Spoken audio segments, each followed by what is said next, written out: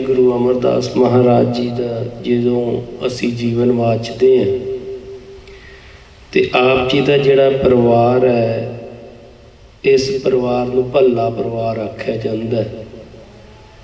ਸੋ ਇਹ ਭੱਲਾ ਬਿਰਾਦਰੀ ਜਿਹੜੀ ਹੈ, ਉਸ ਸਮੇਂ ਇਹਨਾਂ ਭੱਲਿਆਂ ਦੇ ਵਿੱਚੋਂ ਇੱਕ ਪਰਿਵਾਰ ਜਿਹੜਾ ਹੈ, ਮੁੱਖ ਪਰਿਵਾਰ, ਉਹ ਪਿੰਡ ਬਾਸਰਕੇ ਦਾ ਵਸਨੀਕ ਹੈ। ਇਹ ਬਾਸਰਕੇ ਪਿੰਡ ਜਿਹੜਾ ਹੈ ਸ਼੍ਰੀ ਅੰਮ੍ਰਿਤਸਰ ਸਾਹਿਬ ਜੀ ਤੋਂ ਛਿਆਟੇ ਵਾਲੇ ਪਾਸੇ ਤੇ ਛਿਆਟੇ ਤੋਂ ਅਗਾਂਹ ਜਾ ਕੇ ਕੁਝ ਕੁ ਦੂਰੀ ਤੇ ਸ਼ਸ਼ੋਭਿਤ ਹੈ। ਕਹਿਣ ਦਾ ਭਾਵ ਇਹ ਹੈ ਕਿ ਇਹ ਸ਼੍ਰੀ ਅੰਮ੍ਰਿਤਸਰ ਸਾਹਿਬ ਜੀ ਦੇ ਆਸ-ਪਾਸ ਪਿੰਡ ਹੈ।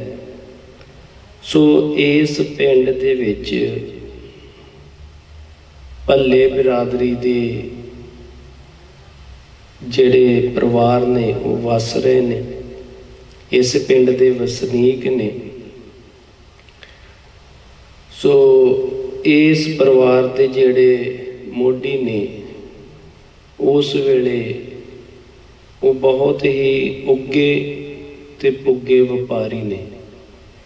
ਗੁਰੂ ਸਾਹਿਬ ਜੀ ਦੀ ਜੇ ਪੀੜ੍ਹੀ ਦਰ ਅੰਸ ਬੰਸ ਆਪਾਂ ਵਾਚੀਏ ਤੇ ਗੁਰੂ ਸਾਹਿਬ ਜੀ ਦੇ ਜਿਹੜੇ ਪੜਦਾਦਾ ਜੀ ਨੇ, ਭਾਈ ਬਿਸ਼ਨ ਦਾਸ ਜੀ, ਇਸ ਪਰਿਵਾਰ ਦੇ ਜਿਹੜੇ ਮੋਢੀ ਨੇ ਗੁਰੂ ਸਾਹਿਬ ਜੀ ਦੇ ਪਰਿਵਾਰ ਦੇ ਵਿੱਚੋਂ, ਜਿਹੜੇ ਗੁਰੂ ਸਾਹਿਬ ਜੀ ਧੰਨ ਧੰਨ ਸਾਹਿਬ ਸ਼੍ਰੀ ਗੁਰੂ ਅਮਰਦਾਸ ਮਹਾਰਾਜ ਜੀ ਦੇ ਪੜਦਾਦਾ ਜੀ ਨੇ, ਉਹਨਾਂ ਤੋਂ ਹੀ ਜਦੋਂ ਅਸੀਂ ਵਾਚਦੇ ਹਾਂ ਤੇ ਉਹ ਵਪਾਰ ਕਰਦੇ ਨੇ।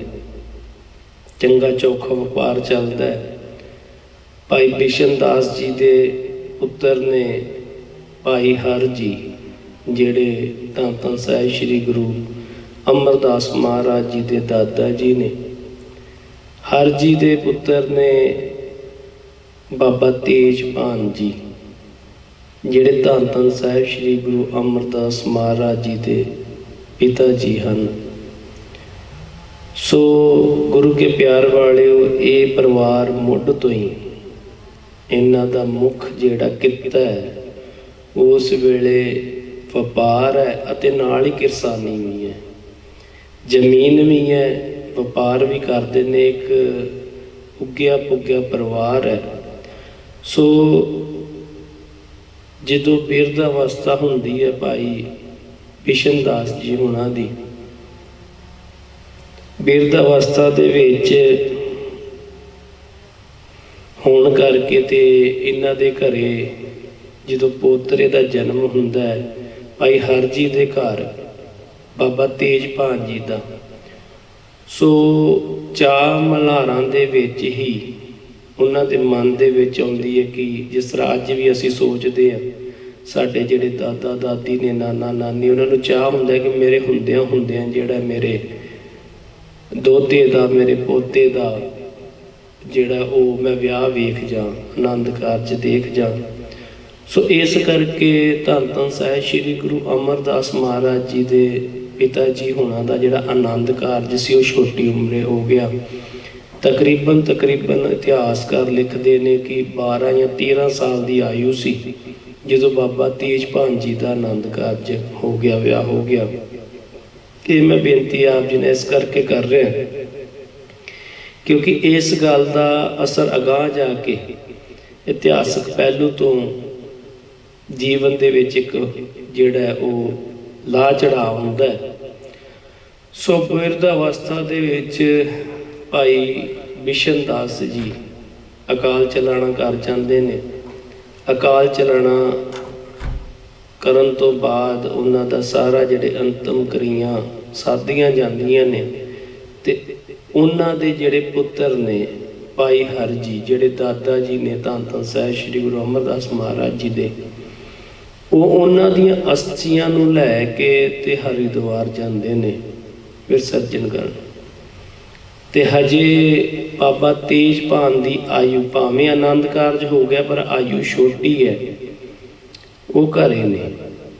ਸੋ ਜਦੋਂ ਭਾਈ ਹਰ ਜੀ ਆਪਣੇ ਪਿਤਾ ਦੀਆਂ ਅਸਥੀਆਂ ਲੈ ਕੇ ਹਰਿਦੁਆਰ ਜਾਂਦੇ ਨੇ, ਉੱਥੇ ਵਿਸਰਜਨ ਕਰਦੇ ਨੇ। ਹਰਿਦੁਆਰ ਹੀ ਉਹਨਾਂ ਦੀ ਤਬੀਅਤ ਕੁਝ ਖਰਾਬ ਹੋ ਜਾਂਦੀ ਹੈ ਤੇ ਉਹ ਉੱਥੇ ਹੀ ਉਹ ਵੀ ਅਕਾਲ ਚਲਾਣਾ ਕਰ ਜਾਂਦੇ ਨੇ। ਭਾਵ ਧੰਨ ਧੰਨ ਸਾਹਿਬ ਸ੍ਰੀ ਗੁਰੂ ਅਮਰਦਾਸ ਮਹਾਰਾਜ ਜੀ ਦੇ ਦਾਦਾ ਜੀ। ਸੋ ਇੱਕੋ ਸਮੇਂ ਇਹ ਦੋ ਮੌਤਾਂ ਜਿਹੜੀਆਂ ਸਨ, ਗੁਰੂ ਸਾਹਿਬ ਜੀ ਦੇ ਦਾਦਾ ਜੀ ਅਤੇ ਉਹਨਾਂ ਦੇ ਪਿਤਾ ਦੇ ਦਾਦਾ ਜੀ, ਭਾਵ ਦਾਦਾ ਜੀ ਤੇ ਪੜਦਾਦਾ ਜੀ ਦੀ ਮੌਤ ਹੋ ਜਾਂਦੀ ਹੈ। ਪਿਤਾ ਜੀ ਦੀ ਆਯੂ ਜਿਹੜੀ ਹੈ ਉਹ ਹਜੇ ਛੋਟੀ ਹੈ, ਕਿਉਂਕਿ ਛੋਟੀ ਉਮਰ ਆਨੰਦ ਕਾਰਜ ਹੋ ਗਿਆ। ਸੋ ਉਹ ਵਪਾਰ ਦਾ ਸਾਰਾ ਜਿਹੜਾ ਬੋਝ ਹੈ, ਸਾਰਾ ਲੈਣ ਦੇਣ ਜਿਹੜਾ ਕਿਰਸਾਨੀ ਦਾ ਸਾਰਾ, ਉਹ ਸਾਰਾ ਬਾਬਾ ਤੇਜਭਾਨ ਜੀ ਤੇ ਆ ਜਾਂਦਾ ਹੈ। ਤੇ ਬਾਬਾ ਤੇਜਭਾਨ ਜੀ ਦੇ ਅੱਗੇ 4 ਪੁੱਤਰ ਹੁੰਦੇ ਨੇ ਪਰਿਵਾਰ ਦੇ ਵਿੱਚ। ਸੋ ਇਹ ਪਿਤਾ ਤੇ ਦਾਦੇ ਦੀ ਮੌਤ ਹੋਣ ਕਰਕੇ ਇੱਕ ਵਾਰ ਜਿਹੜਾ ਵਪਾਰ ਹੈ ਉਹ ਫੇਰ ਹਿਲਦਾ ਹੈ। ਇੱਕੋ ਸਮੇਂ ਪਰਿਵਾਰ ਦੇ ਵਿੱਚੋਂ 2 ਮੋਢੀ ਜੀ ਚਲੇ ਜਾਣੇ। ਆਪ ਜੀ ਇਸ ਚੀਜ਼ ਨੂੰ ਮਹਿਸੂਸ ਕਰ ਸਕਦੇ ਹੋ ਕਿ ਮਾਨਸਿਕ ਤੌਰ ਤੇ ਵੀ ਕਿੰਨਾ ਵੱਡਾ ਧੱਕਾ ਵੱਜਦਾ ਹੈ ਤੇ ਸੰਸਾਰਕ ਕਾਰੋਬਾਰੀ ਤੌਰ ਤੇ ਵੀ ਬਹੁਤ ਵੱਡਾ ਘਾਟਾ ਜਿਹੜਾ ਇਹਦਾ ਸਹਿਣਾ ਪੈਂਦਾ। ਸੋ ਇਸ ਸਮੇਂ ਕੁਝ ਵਪਾਰ ਦੀ ਸਥਿਤੀ ਜਿਹੜੀ ਉਹ ਡਾਵਾਂਡੋਲ ਹੁੰਦੀ ਹੈ ਅਤੇ ਨਾਲ ਹੀ ਸਮੇਂ ਦੇ ਨਾਲ ਹੀ ਬਾਬਾ ਤੇਜਭਾਨ ਜੀ ਦੇ ਗ੍ਰਹਿ ਵਿਖੇ 4 ਸੁਪੁੱਤਰ ਜਨਮ ਲੈਂਦੇ ਨੇ। ਇਹ ਨੇ ਸਭ ਤੋਂ ਪਹਿਲਾਂ ਧੰਨ ਧੰਨ ਸਾਹਿਬ ਸ੍ਰੀ ਗੁਰੂ ਅਮਰਦਾਸ ਮਹਾਰਾਜ ਜੀ। ਉਸ ਤੋਂ ਬਾਅਦ ਇਹਨਾਂ ਦੇ ਛੋਟੇ ਭਰਾ ਨੇ ਭਾਈ ਈਸ਼ਰਦਾਸ ਜੀ। ਉਸ ਤੋਂ ਛੋਟੇ ਨੇ ਭਾਈ ਖੇਮ ਰਾਏ ਜੀ। ਉਸ ਤੋਂ ਛੋਟੇ ਨੇ ਭਾਈ ਮਾਣਕ ਚੰਦ ਜੀ। ਇਹ 4 ਸੁਪੁੱਤਰ ਹੁੰਦੇ ਨੇ ਬਾਬਾ ਤੇਜਭਾਨ ਜੀ ਦੇ। ਧੰਨ ਧੰਨ ਸਾਹਿਬ ਸ੍ਰੀ ਗੁਰੂ ਅਮਰਦਾਸ ਮਹਾਰਾਜ ਜੀ ਵੱਡੇ ਨੇ। ਕਈ ਇਤਿਹਾਸਕਾਰਾਂ ਨੇ ਛੋਟੇ ਲਿਖਿਆ, ਪਰ ਜਦੋਂ ਅਸੀਂ ਇਤਿਹਾਸ ਦੀ ਕਸੌਟੀ ਤੇ ਤਰੀਕਾਂ ਨੂੰ ਸਨ ਨੂੰ ਸਾਹਮਣੇ ਰੱਖ ਕੇ ਦੇਖਦੇ ਹਾਂ ਤੇ ਗੁਰੂ ਸਾਹਿਬ ਜੀ ਹੀ ਇਹਨਾਂ 4 ਭਰਾਵਾਂ ਤੋਂ ਵੱਡੇ ਆਯੂ ਵਾਲੇ ਜਿਹੜੇ ਨੇ ਉਹ ਸਾਹਮਣੇ ਆਉਂਦੇ ਨੇ। ਸੋ ਵੱਡੇ ਹੋਣ ਕਰਕੇ 4 ਚੋਂ ਵੱਡੇ ਭਰਾ ਹੋਣ ਕਰਕੇ ਤੇ ਉਸ ਵੇਲੇ ਜਦੋਂ ਵਪਾਰ ਦੀ ਸਥਿਤੀ ਵੀ ਥੋੜੀ ਡਾਵਾਂਡੋਲ ਹੈ, ਕਿਉਂਕਿ ਦਾਦਾ ਜੀ ਤੇ ਪੜਦਾਦਾ ਜੀ ਇਕੱਠੇ ਅਕਾਲ ਚਲਾਣਾ ਕਰ ਗਏ ਨੇ ਕੁਝ ਸਮੇਂ ਦੀ ਵਿੱਥ ਤੋਂ। ਧੰਨ ਧੰਨ ਸਾਹਿਬ ਸ੍ਰੀ ਗੁਰੂ ਅਮਰਦਾਸ ਮਹਾਰਾਜ ਜੀ ਆਪਣੇ ਪਿਤਾ ਜੀ ਨਾਲ ਮੋਢਾ ਲਾ ਕੇ ਰਾਤ ਦਿਨ ਇੱਕ ਕਰਕੇ ਵਪਾਰ ਦੇ ਵਿੱਚ ਤੇ ਕਿਰਸਾਨੀ ਦੇ ਵਿੱਚ ਸ਼ਿਰਕਤ ਕਰਦੇ ਨੇ। ਤੇ ਉਸ ਅਕਾਲ ਪੁਰਖ ਵਾਹਿਗੁਰੂ ਜੀ ਦੀ ਕਿਰਪਾ ਸਦਕਾ ਉਹ ਜਿਹੜਾ ਗਵਾਚਾ ਸਰਮਾਇਆ ਸੀ ਜਾਂ ਉਹ ਜਿਹੜਾ ਮੁਸ਼ਕਲ ਦਾ ਸਮਾਂ ਸੀ ਉਹ ਲੰਘ ਜਾਂਦਾ। ਤੇ ਇੱਕ ਵਾਰ ਫਿਰ ਇਹ ਭੱਲਾ ਪਰਿਵਾਰ ਦਾ ਘਰਾਣਾ ਜਿਹੜਾ ਇਹਦਾ ਵਪਾਰ ਤੇ ਕਾਰੋਬਾਰ ਫਿਰ ਸਿਖਰਾਂ ਤੇ ਚਲੇ ਜਾਂਦਾ। ਗੁਰੂ ਸਾਹਿਬ ਜੀ ਦੀ ਤਨਦੇਹੀ ਨਾਲ, ਇੰਨੀ ਮਿਹਨਤ ਨਾਲ। ਇੱਥੇ ਹੀ ਬਸ ਨਹੀਂ, ਆਪ ਜੀ ਹੈਰਾਨ ਹੋ ਜਾਓਗੇ ਜਦੋਂ ਗੁਰੂ ਸਾਹਿਬ ਜੀ ਦਾ ਜੀਵਨ ਅਸੀਂ ਪੁਰਾਤਨ ਗ੍ਰੰਥਾਂ ਨੂੰ ਸਾਹਮਣੇ ਰੱਖ ਕੇ ਵਾਚਾਂਗੇ। ਆਪਣੇ 3 ਛੋਟੇ ਭਰਾਵਾਂ ਦਾ ਆਨੰਦ ਕਾਰਜ ਪਹਿਲਾਂ ਆਪਣੇ ਹੱਥੀਂ ਕਰਦੇ ਨੇ। ਪਹਿਲਾਂ ਕਾਰੋਬਾਰ ਸੈੱਟ ਕਰਦੇ ਨੇ। ਧੰਨ ਧੰਨ ਸਾਹਿਬ ਸ੍ਰੀ ਗੁਰੂ ਅਮਰਦਾਸ ਮਹਾਰਾਜ ਜੀ ਆਪਣੇ ਪਰਿਵਾਰ ਦਾ ਪਿਤਾ ਜੀ ਨਾਲ ਮੋਢਾ ਜੋੜ ਕੇ ਕੰਮ ਕਰਦੇ ਨੇ, ਕਿਰਤ ਕਰਦੇ ਨੇ। ਉਸ ਤੋਂ ਬਾਅਦ ਆਪਣੇ 3 ਛੋਟੇ ਭਰਾਵਾਂ ਦਾ ਆਨੰਦ ਕਾਰਜ ਪਹਿਲਾਂ ਕਰਦੇ ਨੇ। ਗੁਰੂ ਸਾਹਿਬ ਜੀ ਦਾ ਆਨੰਦ ਕਾਰਜ ਬਾਅਦ 'ਚ ਹੁੰਦਾ ਹੈ। ਤਕਰੀਬਨ 28 ਸਾਲ ਦੀ ਉਮਰ ਦੇ ਵਿੱਚ ਗੁਰੂ ਸਾਹਿਬ ਜੀ ਦਾ ਆਨੰਦ ਕਾਰਜ ਹੁੰਦਾ ਹੈ। ਜਦ ਕਿ ਸ਼ੁਰੂ ਤੋਂ ਹੀ ਆਪ ਜੀ ਦਾ ਸੁਭਾਅ ਜਿਹੜਾ ਸੀ ਉਹ ਅਧਿਆਤਮਿਕ ਮਾਰਗ ਦਾ ਸੀ। ਇਸ ਕਰਕੇ ਸ਼ੁਰੂ ਤੋਂ ਹੀ ਆਪ ਜੀ ਮਹਾਂਪੁਰਸ਼ਾਂ, ਰੱਬ ਦੇ ਪਿਆਰਿਆਂ ਦੀ ਸੰਗਤ ਬਹੁਤਾਤ ਕਰਦੇ ਹੁੰਦੇ ਸਨ। ਸੋ 3 ਭਰਾਵਾਂ ਦਾ ਆਨੰਦ ਕਾਰਜ ਪਹਿਲਾਂ ਕਰਕੇ, ਕਾਰੋਬਾਰ ਬਿਲਕੁਲ ਤਰਤੀਬ ਨਾਲ ਸੈੱਟ ਕਰਕੇ ਤੇ ਉਹਨਾਂ ਨੂੰ ਕਾਰੋਬਾਰ ਵਿੱਚ ਲਾ ਦਿੰਦੇ ਨੇ। ਇਹੀ ਕਾਰਨ ਹੈ ਕਿ ਇਹ 3 ਭਰਾਵਾਂ ਦੇ ਜਿਹੜੀ ਸੰਤਾਨ ਹੈ ਉਹ ਗੁਰੂ ਸਾਹਿਬ ਜੀ ਦੇ ਸੰਤਾਨ ਤੋਂ ਪਹਿਲਾਂ ਹੁੰਦੀ ਹੈ, ਕਿਉਂਕਿ ਆਨੰਦ ਕਾਰਜ ਪਹਿਲਾਂ ਹੋਇਆ। ਇੱਥੇ ਮੈਂ ਇੱਕ ਬੇਨਤੀ ਹੋਰ ਆਪ ਜੀ ਨੂੰ ਕਰਨੀ ਚਾਹਾਂਗਾ। ਗੁਰੂ ਸਾਹਿਬ ਜੀ ਤੋਂ ਜਿਹੜੇ ਛੋਟੇ ਭਰਾ ਨੇ ਦੂਜੇ ਨੰਬਰ ਦੇ, ਜਿਨ੍ਹਾਂ ਦਾ ਨਾਂ ਹੈ ਈਸ਼ਰ ਦਾਸ ਜੀ, ਉਹਨਾਂ ਦੇ ਗ੍ਰਹਿ ਵਿਖੇ ਇੱਕ ਬੇਟਾ ਹੁੰਦਾ ਹੈ ਜਿਸ ਦਾ ਨਾਂ ਭਾਈ ਗੁਰਦਾਸ ਰੱਖਿਆ ਜਾਂਦਾ ਹੈ। ਆਪ ਜੀ ਨੇ ਨਾਂ ਸੁਣਿਆ ਹੈਗਾ ਭਲੀ ਭਾਂਤੀ। ਇਹ ਉਹੀ ਭਾਈ ਗੁਰਦਾਸ ਜੀ ਨੇ ਜਿਹੜੇ ਧੰਨ ਧੰਨ ਸਾਹਿਬ ਸ੍ਰੀ ਗੁਰੂ ਅਰਜਨ ਦੇਵ ਜੀ ਮਹਾਰਾਜ ਸਮੇਂ ਆਦਿ ਗ੍ਰੰਥ ਸਾਹਿਬ ਜੀ ਦੀ ਸੇਵਾ ਕਰਦਿਆਂ ਹੋਏ ਲਿਖਾਰੀ ਦੀ ਸੇਵਾ ਕਰਦੇ ਨੇ। ਇਹ ਭਾਈ ਗੁਰਦਾਸ ਜੀ ਧੰਨ ਧੰਨ ਸਾਹਿਬ ਸ੍ਰੀ ਗੁਰੂ ਅਮਰਦਾਸ ਮਹਾਰਾਜ ਜੀ ਦੇ ਭਤੀਜਾ ਜੀ ਨੇ। ਧੰਨ ਧੰਨ ਸਾਹਿਬ ਸ੍ਰੀ ਗੁਰੂ ਰਾਮਦਾਸ ਮਹਾਰਾਜ ਜੀ ਦੇ ਦੁਨਿਆਵੀ ਰਿਸ਼ਤੇ ਤੋਂ ਸਾਲਾ ਸਾਹਿਬ ਲੱਗਦੇ ਨੇ ਤੇ ਧੰਨ ਧੰਨ ਸਾਹਿਬ ਸ੍ਰੀ ਗੁਰੂ ਅਰਜਨ ਦੇਵ ਜੀ ਮਹਾਰਾਜ ਜੀ ਦੇ ਮਾਮਾ ਜੀ ਨੇ। ਸੋ ਇਹ ਗੁਰੂ ਸਾਹਿਬ ਜੀ ਦੇ ਤੋਂ ਛੋਟੇ ਭਰਾ ਈਸ਼ਰ ਦਾਸ ਜੀ ਉਹਨਾਂ ਦੇ ਸੁਪੁੱਤਰ ਨੇ। ਉਸ ਤੋਂ ਬਾਅਦ ਜਿਹੜੇ ਤੀਸਰੇ ਨੰਬਰ ਤੇ ਗੁਰੂ ਸਾਹਿਬ ਜੀ ਦੇ ਭਰਾ ਨੇ, ਉਹਨਾਂ ਦਾ ਨਾਮ ਹੈ ਭਾਈ ਖੇਮ ਰਾਏ ਜੀ। ਭਾਈ ਖੇਮ ਰਾਏ ਜੀ ਦੇ ਵੀ ਪੁੱਤਰ ਜਿਹੜੇ ਹੋਏ ਨੇ, ਉਹਨਾਂ ਨੇ ਬਹੁਤ ਗੁਰੂ ਘਰ ਦੀ ਸੇਵਾ ਕੀਤੀ। ਬੜੇ ਉੱਘੇ ਗੁਰਸਿੱਖ ਸਨ।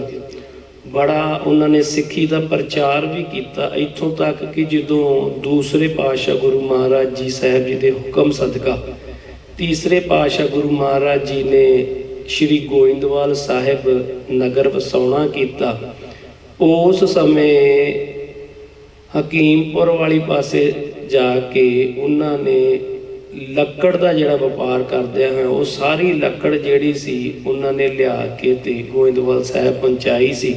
ਸੋ ਉਸ ਲੱਕੜ ਦੇ ਨਾਲ ਵੀ ਉੱਥੇ ਨਗਰ ਦੇ ਵਿੱਚ ਘਰਾਂ ਦਾ ਨਿਰਮਾਣ ਜਿਹੜਾ ਹੋਇਆ ਸੀ। ਆਪ ਬੜੇ ਉੱਘੇ ਗੁਰਸਿੱਖ ਸਨ। ਆਪ ਜੀ ਨੇ ਜ਼ਰੂਰ ਨਾਂ ਸੁਣਿਆ ਹੋਵੇਗਾ ਭਾਈ ਸਾਵਨ ਮੱਲ ਜੀ। ਇਹ ਵੀ ਗੁਰੂ ਸਾਹਿਬ ਜੀ ਦੇ ਭਤੀਜਾ ਜੀ ਸਨ। ਸੋ ਭਾਈ ਸਾਵਨ ਮੱਲ ਜੀ ਦਾ ਇਤਿਹਾਸ 'ਚ ਇੱਕ ਬਹੁਤ ਵੱਡਾ ਪ੍ਰਸੰਗ ਵੀ ਹੁੰਦਾ। ਗੁਰੂ ਸਾਹਿਬ ਕਿਰਪਾ ਕਰਨ ਫਿਰ ਕਿਤੇ ਆਪਾਂ ਵਿਚਾਰ ਕਰਾਂਗੇ। ਸੋ ਉਸ ਤੋਂ ਬਾਅਦ ਜਿਹੜੇ ਗੁਰੂ ਸਾਹਿਬ ਜੀ ਤੋਂ ਚੌਥੇ ਨੰਬਰ ਦੇ ਭਰਾ ਨੇ, ਜਿਨ੍ਹਾਂ ਦਾ ਨਾਂ ਭਾਈ ਮਾਣਕ ਚੰਦ ਹੈ। ਭਾਈ ਮਾਣਕ ਚੰਦ ਜੀ ਦਾ ਵੀ ਇੱਕ ਬੇਟਾ ਹੈ ਜਿਨ੍ਹਾਂ ਦਾ ਨਾਂ ਹੈ ਭਾਈ ਜੱਸੂ ਜੀ। ਇਹ ਭਾਈ ਜੱਸੂ ਜੀ ਉਹੀ ਪਿਆਰੇ ਹਨ ਜਿਨ੍ਹਾਂ ਦਾ ਆਨੰਦ ਕਾਰਜ ਧੰਨ ਧੰਨ ਸਾਹਿਬ ਸ੍ਰੀ ਗੁਰੂ ਅੰਗਦ ਦੇਵ ਜੀ ਮਹਾਰਾਜ ਜੀ ਦੀ ਸੁਪੁੱਤਰੀ ਨਾਲ, ਬੀਬੀ ਅਮਰੋ ਦੇ ਨਾਲ ਹੋਇਆ ਹੈ, ਜਿਨ੍ਹਾਂ ਦੇ ਮੁੱਖੋਂ ਗੁਰੂ ਸਾਹਿਬ ਜੀ ਨੇ ਬਾਣੀ ਸਰਵਣ ਕੀਤੀ ਸੀ। ਸੋ ਇਹ ਪਰਿਵਾਰ ਸੀ ਗੁਰੂ ਸਾਹਿਬ ਜੀ ਦਾ।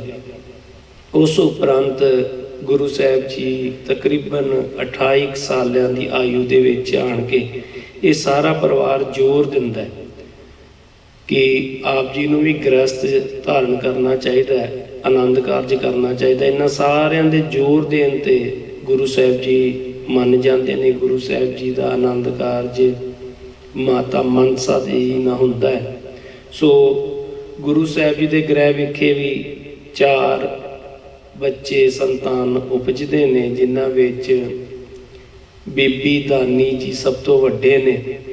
ਦੂਸਰੇ ਨੰਬਰ ਤੇ ਭਾਈ ਮੋਹਨ ਜੀ, ਤੀਸਰੇ ਨੰਬਰ ਤੇ ਭਾਈ ਮੋਹਰੀ ਜੀ ਤੇ ਚੌਥੇ ਨੰਬਰ ਤੇ ਬੀਬੀ ਭਾਨੀ ਜੀ, ਜਿਨ੍ਹਾਂ ਦਾ ਆਨੰਦ ਕਾਰਜ ਗੁਰੂ ਸਾਹਿਬ ਜੀ ਧੰਨ ਧੰਨ ਸਾਹਿਬ ਸ੍ਰੀ ਗੁਰੂ ਰਾਮਦਾਸ ਮਹਾਰਾਜ ਜੀ ਨਾਲ ਕਰਦੇ ਨੇ।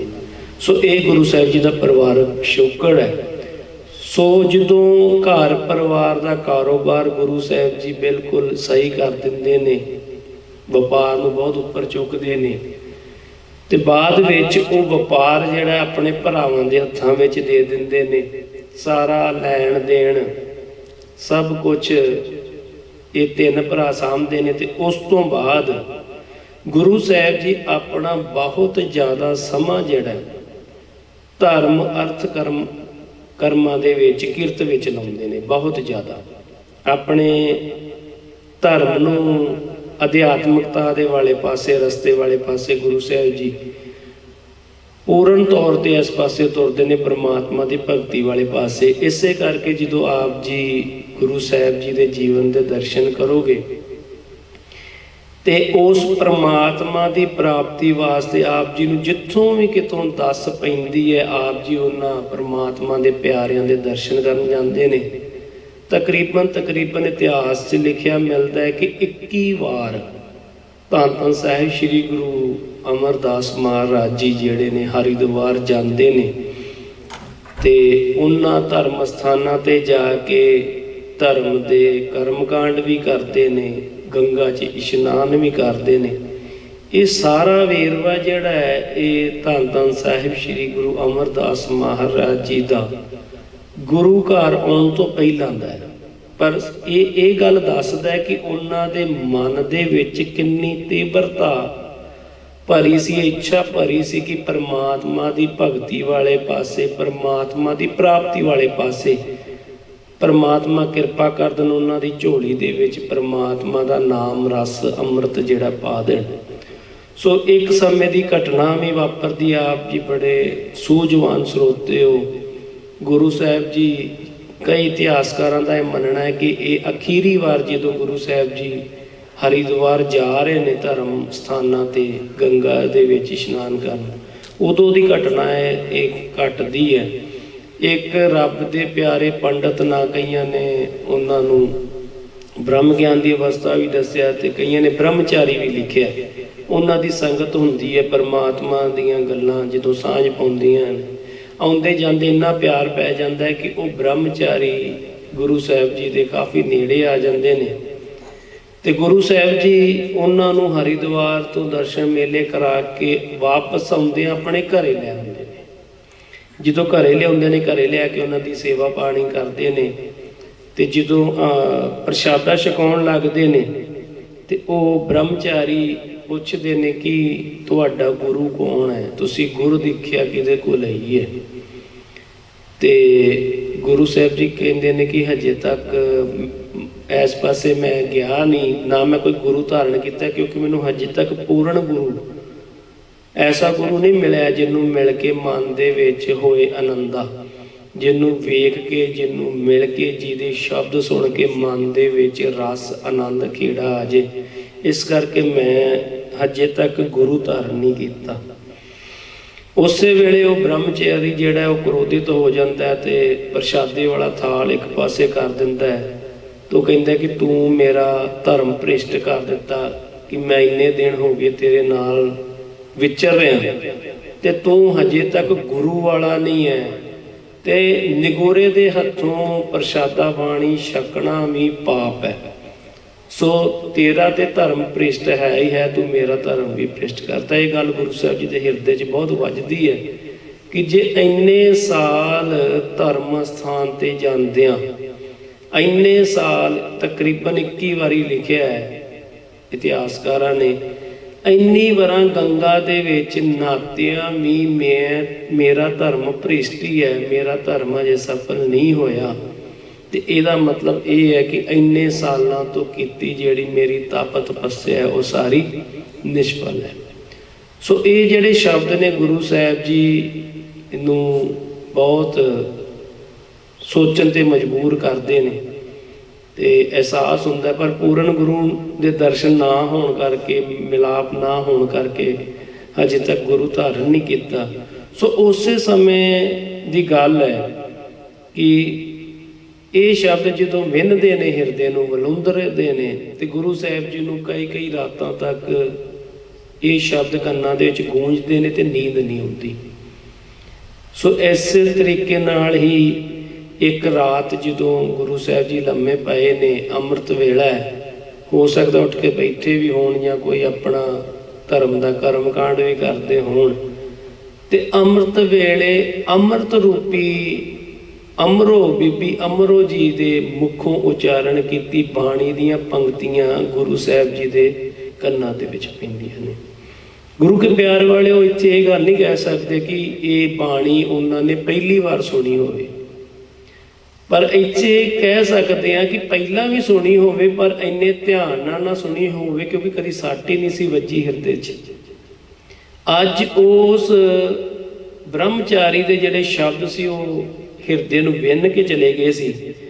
ਸੋ ਅੰਮ੍ਰਿਤ ਵੇਲੇ ਦਾ ਸਮਾਂ ਹੈ, ਬੀਬੀ ਅਮਰੋ ਆਪਣੇ ਘਰ ਜਿਹੜੇ ਕਾਰਜ ਕਰ ਰਹੀ ਹੈ, ਕੋਈ ਝਾੜੂ ਲਾਉਣ ਦਾ ਜਾਂ ਦੁੱਧ ਰਿੜਕਣ ਦਾ। ਹੁਣ ਇਹ ਬੀਬੀ ਅਮਰੋ ਜਿਹੜੀ ਹੈ ਇਹ ਧੰਨ ਧੰਨ ਸਾਹਿਬ ਸ੍ਰੀ ਗੁਰੂ ਅਮਰਦਾਸ ਮਹਾਰਾਜ ਜੀ ਦੇ ਛੋਟੇ ਭਰਾ ਦੀ ਨੂੰਹ ਹੈ। ਭਾਈ ਮਾਨਕ ਚੰਦ ਦੇ ਘਰ। ਤੇ ਘਰ ਪੁਰਾਣੇ ਸਮੇਂ ਇਕੱਠੇ ਹੁੰਦੇ ਸਨ, ਕਮਰੇ ਵੱਖਰੇ ਵੱਖਰੇ ਹੋ ਸਕਦੇ ਨੇ। ਸੋ ਜਦੋਂ ਬੀਬੀ ਅਮਰੋਂ ਅੰਮ੍ਰਿਤ ਵੇਲੇ ਆਸਾ ਜੀ ਦੀ ਵਾਰ ਜੀ ਦੇ ਇਹ ਪਾਵਨ ਪੰਕਤੀਆਂ ਪੜ੍ਹ ਰਹੇ ਹੁੰਦੇ ਨੇ। ਆਸਾ ਜੀ ਦੀ ਵਾਰ ਤਾਂ ਪੂਰੇ ਕਰਦੇ ਹੋਣਗੇ, ਪਰ ਇਤਿਹਾਸਕਾਰ ਲਿਖਦੇ ਨੇ ਕਿ ਉਸ ਵੇਲੇ ਜਿਹੜੀਆਂ ਪੰਕਤੀਆਂ ਗੁਰੂ ਅਮਰਦਾਸ ਮਹਾਰਾਜ ਜੀ ਦੇ ਕੰਨਾਂ ਦੇ ਵਿੱਚ ਪੈਂਦੀਆਂ ਨੇ, ਉਹ ਪੰਕਤੀਆਂ ਦੇ ਨਾਲ ਹੀ ਗੁਰੂ ਸਾਹਿਬ ਜੀ ਦੇ ਅੰਦਰ ਜਿਸ ਤਰ੍ਹਾਂ ਇੱਕ ਠੰਡ ਵਰਤਦੀ ਹੈ, ਕਰਨੀ ਕਾਗਦ ਮਨ ਮਸਵਾਣੀ ਬੁਰਾ ਭਲਾ ਦੋਏ ਲੇਖ ਪਾਏ, ਇਹ ਪੰਕਤੀਆਂ ਉਚਾਰਨ ਕਰਦੇ ਨੇ। ਸੋ ਅੰਮ੍ਰਿਤ ਵੇਲੇ ਤੋਂ ਬਾਅਦ ਜਦੋਂ ਦਿਨ ਚੜ੍ਹਦਾ ਹੈ, ਗੁਰੂ ਸਾਹਿਬ ਜੀ ਜੋ ਉਹਨਾਂ ਦੀ ਨਹੁੰ ਲੱਗਦੀ ਹੈ ਬੀਬੀ ਅਮਰੋ ਜੀ, ਉਹਨਾਂ ਪਾਸ ਪਹੁੰਚਦੇ ਨੇ। ਕਹਿੰਦੇ ਨੇ, ਬੀਬਾ ਆਪ ਜੀ ਅੰਮ੍ਰਿਤ ਵੇਲੇ ਜਿਹੜੀ ਬਾਣੀ ਦਾ ਜਾਪ ਕਰ ਰਹੇ ਸੀ, ਇਹ ਬਾਣੀ ਕਿਸ ਦੀ? ਸੋ ਉਸ ਵੇਲੇ ਬੀਬੀ ਅਮਰੋ ਦੱਸਦੀ ਹੈ ਕਿ ਇਹ ਬਾਣੀ ਜਿਹੜੀ ਹੈ, ਇਹ ਧੰਨ ਧੰਨ ਸਾਹਿਬ ਸ੍ਰੀ ਗੁਰੂ ਨਾਨਕ ਦੇਵ ਮਹਾਰਾਜ ਜੀ ਨੇ ਉਚਾਰਨ ਕੀਤੀ। ਅਕਾਲ ਪੁਰਖ ਵਾਹਿਗੁਰੂ ਜੀ ਦੀ ਉਸਤਤ ਵਿੱਚ ਉਹਨਾਂ ਦੇ ਮਿਲਾਪ ਦਾ ਇੱਕ ਰਸਤਾ ਹੈ, ਤੇ ਉਹਨਾਂ ਦੇ ਸਰੂਪ ਹੁਣ ਧੰਨ ਧੰਨ ਸਾਹਿਬ ਸ੍ਰੀ ਗੁਰੂ ਅੰਗਦ ਦੇਵ ਜੀ ਮਹਾਰਾਜ ਗੁਰੂ ਨਾਨਕ ਪਾਤਸ਼ਾਹ ਮਹਾਰਾਜ ਜੀ ਦੇ ਗੱਦੀ ਤੇ ਬਿਰਾਜਮਾਨ ਨੇ। ਉਸੇ ਵੇਲੇ ਉਹ ਕਹਿੰਦੇ ਤੁਸੀਂ ਕਿਰਪਾ ਕਰਕੇ ਮੈਨੂੰ ਉਹਨਾਂ ਦੇ ਦਰਸ਼ਨ ਕਰਾ ਦਿਓ। ਹੁਣ ਰਿਸ਼ਤੇਦਾਰੀ ਦੇ ਵਿੱਚ ਕੁੜਮ ਨੇ, ਆਪ ਜੀ ਹੈਰਾਨ ਹੋਵੋਗੇ, ਰਿਸ਼ਤੇਦਾਰੀ ਦੇ ਵਿੱਚ ਗੁਰੂ ਅਮਰਦਾਸ ਮਹਾਰਾਜ ਜੀ ਵੱਡੇ ਨੇ, ਕਿਉਂਕਿ ਮੁੰਡੇ ਵਾਲੇ ਨੇ। ਉਮਰ ਦੇ ਵਿੱਚ ਗੁਰੂ ਅਮਰਦਾਸ ਜੀ ਵੱਡੇ ਨੇ। ਆਪ ਜੀ ਹੈਰਾਨ ਹੋਵੋਗੇ, ਧੰਨ ਧੰਨ ਸਾਹਿਬ ਸ੍ਰੀ ਗੁਰੂ ਅਮਰਦਾਸ ਮਹਾਰਾਜ ਜੀ ਧੰਨ ਧੰਨ ਸਾਹਿਬ ਸ੍ਰੀ ਗੁਰੂ ਅੰਗਦ ਦੇਵ ਜੀ ਮਹਾਰਾਜ ਨਾਲੋਂ ਤਕਰੀਬਨ 25 ਸਾਲ ਵੱਡੇ ਨੇ। ਇਸ ਤਰ੍ਹਾਂ ਤੁਸੀਂ ਕਹਿ ਸਕਦੇ ਜੀ ਕਿ ਪਿਤਾ ਦੀ ਉਮਰ ਦੇ ਨੇ। ਸੋ ਬੇਨਤੀ ਕਰਨ ਤੇ ਬੀਬੀ ਅਮਰੋ ਜੀ ਗੁਰੂ ਅਮਰਦਾਸ ਮਹਾਰਾਜ ਜੀ ਨੂੰ, ਜਿਹੜੇ ਹਜੇ ਗੁਰੂ ਨਹੀਂ ਬਣੇ, ਸ਼੍ਰੀ ਖਡੂਰ ਸਾਹਿਬ ਵਿਖੇ ਆਪਣੇ ਪਿਤਾ ਜੀ ਧੰਨ ਧੰਨ ਸਾਹਿਬ ਸ੍ਰੀ ਗੁਰੂ ਅੰਗਦ ਦੇਵ ਜੀ ਮਹਾਰਾਜ ਜੀ ਦੇ ਦਰਸ਼ਨਾਂ ਵਾਸਤੇ ਲੈ ਕੇ ਜਾਂਦੇ ਨੇ। ਜਦੋਂ ਪਹੁੰਚਦੇ ਨੇ ਤੇ ਗੁਰੂ ਸਾਹਿਬ ਜੀ ਕਹਿੰਦੇ ਉਹਨਾਂ ਨੂੰ ਬਾਹਰ ਕਿਉਂ ਖੜਾ ਕੀਤਾ, ਅੰਦਰ ਲੈ ਆਓ। ਜਦੋਂ ਆਉਂਦੇ ਨੇ ਤੇ ਗੁਰੂ ਅੰਗਦ ਦੇਵ ਮਹਾਰਾਜ ਜੀ ਰਿਸ਼ਤੇਦਾਰੀ ਦੇ ਤੌਰ ਤੇ ਮਿਲਣਾ ਕਰਦੇ ਨੇ, ਪਰ ਹੱਥ ਜੋੜ ਕੇ ਧੰਨ ਧੰਨ ਸਾਹਿਬ ਸ੍ਰੀ ਗੁਰੂ ਅਮਰਦਾਸ ਮਹਾਰਾਜ ਜੀ ਬੇਨਤੀ ਕਰਦੇ ਨੇ, ਜਿਹੜੇ ਪਿਤਾ ਦੀ ਉਮਰ ਦੇ ਨੇ। ਕਹਿੰਦੇ, ਗੁਰੂ ਪਾਤਸ਼ਾਹ ਜੀ, ਮੈਂ ਅੱਜ ਰਿਸ਼ਤੇਦਾਰੀ ਦੇ ਤੌਰ ਤੇ ਨਹੀਂ ਆਇਆ, ਮੈਂ ਤੁਹਾਡੇ ਤੋਂ ਸਿੱਖੀ ਦੀ ਦਾਤ ਹਾਸਲ ਕਰਨਾ ਹੈ, ਮੈਂ ਸਿੱਖ ਬਣਨਾ ਹੈ, ਕਿਰਪਾ ਕਰੋ, ਮੇਰੇ ਤੇ ਮਿਹਰ ਕਰੋ, ਸਿੱਖੀ ਦੀ ਦਾਤ ਬਖਸ਼ੋ। ਸੋ ਗੁਰੂ ਸਾਹਿਬ ਜੀ ਮੁਸਕਰਾਉਂਦੇ ਨੇ। ਉਸ ਤੋਂ ਬਾਅਦ ਗੁਰੂ ਸਾਹਿਬ ਜੀ ਦੀ ਬਾਈਬਲ ਤਾਂ ਇੰਨੀ ਜ਼ਿਆਦੀ ਸੀ ਪਰਮਾਤਮਾ ਦੇ ਭਗਤੀ ਮਾਰਗ ਦੇ ਵਿੱਚ ਕਿ ਉਸ ਦਿਨ ਤੋਂ ਬਾਅਦ ਗੁਰੂ ਅਮਰਦਾਸ ਮਹਾਰਾਜ ਜੀ ਧੰਨ ਧੰਨ ਸਾਹਿਬ ਸ੍ਰੀ ਗੁਰੂ ਅੰਗਦ ਦੇਵ ਜੀ ਮਹਾਰਾਜ ਜੀ ਕੋਲ ਹੀ ਖਡੂਰ ਸਾਹਿਬ ਵਿਖੇ ਰਹਿਣ ਲੱਗ ਪੈਂਦੇ ਨੇ ਤੇ ਆਈਆਂ ਗਈਆਂ ਸੰਗਤਾਂ ਦੀ ਸੇਵਾ ਕਰਦੇ ਨੇ। ਇੱਥੇ ਮੈਂ ਇੱਕ ਬੇਨਤੀ ਕਰਦਾ, ਇੱਕ ਰਿਸ਼ਤੇ ਵਿੱਚ ਉਹ ਵੱਡੇ ਨੇ ਗੁਰੂ ਅਮਰਦਾਸ ਮਹਾਰਾਜ ਜੀ, ਇੱਕ ਉਮਰ ਦੇ ਵਿੱਚ ਉਹ ਵੱਡੇ ਨੇ, ਤੇ ਤੀਸਰਾ ਜਿਸ ਘਰ ਦੇ ਵਿੱਚ ਦੁਨਿਆਵੀ ਨਜ਼ਰ ਤੋਂ ਜੇ ਅਸੀਂ ਦੇਖੀਏ ਤੇ ਆਪਣੇ ਕੁੜਮਾਂ ਦੇ ਘਰ ਰਹਿਣਾ ਤੇ ਦੁਨੀਆ ਦੀਆਂ ਗੱਲਾਂ ਤੇ ਬੋਲੇ ਝੱਲਣੇ ਬਹੁਤ ਵੱਡੀ ਗੱਲ, ਕਿੰਨੀ ਵੱਡੀ ਨਿਮਰਤਾ ਹੋਏਗੀ। ਅਸੀਂ ਸੋਚ ਵੀ ਨਹੀਂ ਸਕਦੇ ਕਿ ਜਿਸ ਘਰ ਸਾਡਾ ਮੁੰਡਾ ਵਿਆਹ ਹੋਵੇ ਉਸ ਘਰ ਦੇ ਵਿੱਚ ਰਹਿ ਕੇ ਅਸੀਂ ਉਸ ਘਰ ਦੇ ਦੁਨਿਆਵੀ ਪੱਖ ਤੋਂ ਝੂਠੇ ਬਰਤਨ ਮਾਂਜੀਏ, ਉੱਥੇ ਉਹਨਾਂ ਦੇ ਵਿਹੜੇ 'ਚ ਝਾੜੂ ਫੇਰੀਏ ਤੇ ਲੋਕਾਂ ਦੀਆਂ ਗੱਲਾਂ ਵੀ ਸੁਣੀਏ, ਤੇ ਉਮਰ ਵੀ ਇੰਨੀ ਵਡੇਰੀ ਤਕਰੀਬਨ 62 ਸਾਲ ਉਮਰ ਜਿਹੜੀ ਗੁਰੂ ਸਾਹਿਬ ਜੀ ਦੀ ਉਸ ਵੇਲੇ ਹੋ ਗਈ ਸੀ ਜਦੋਂ ਗੁਰੂ ਅੰਗਦ ਦੇਵ ਜੀ ਮਹਾਰਾਜ ਜੀ ਦੀ ਸ਼ਰਨ ਵਿੱਚ ਆਏ ਨੇ।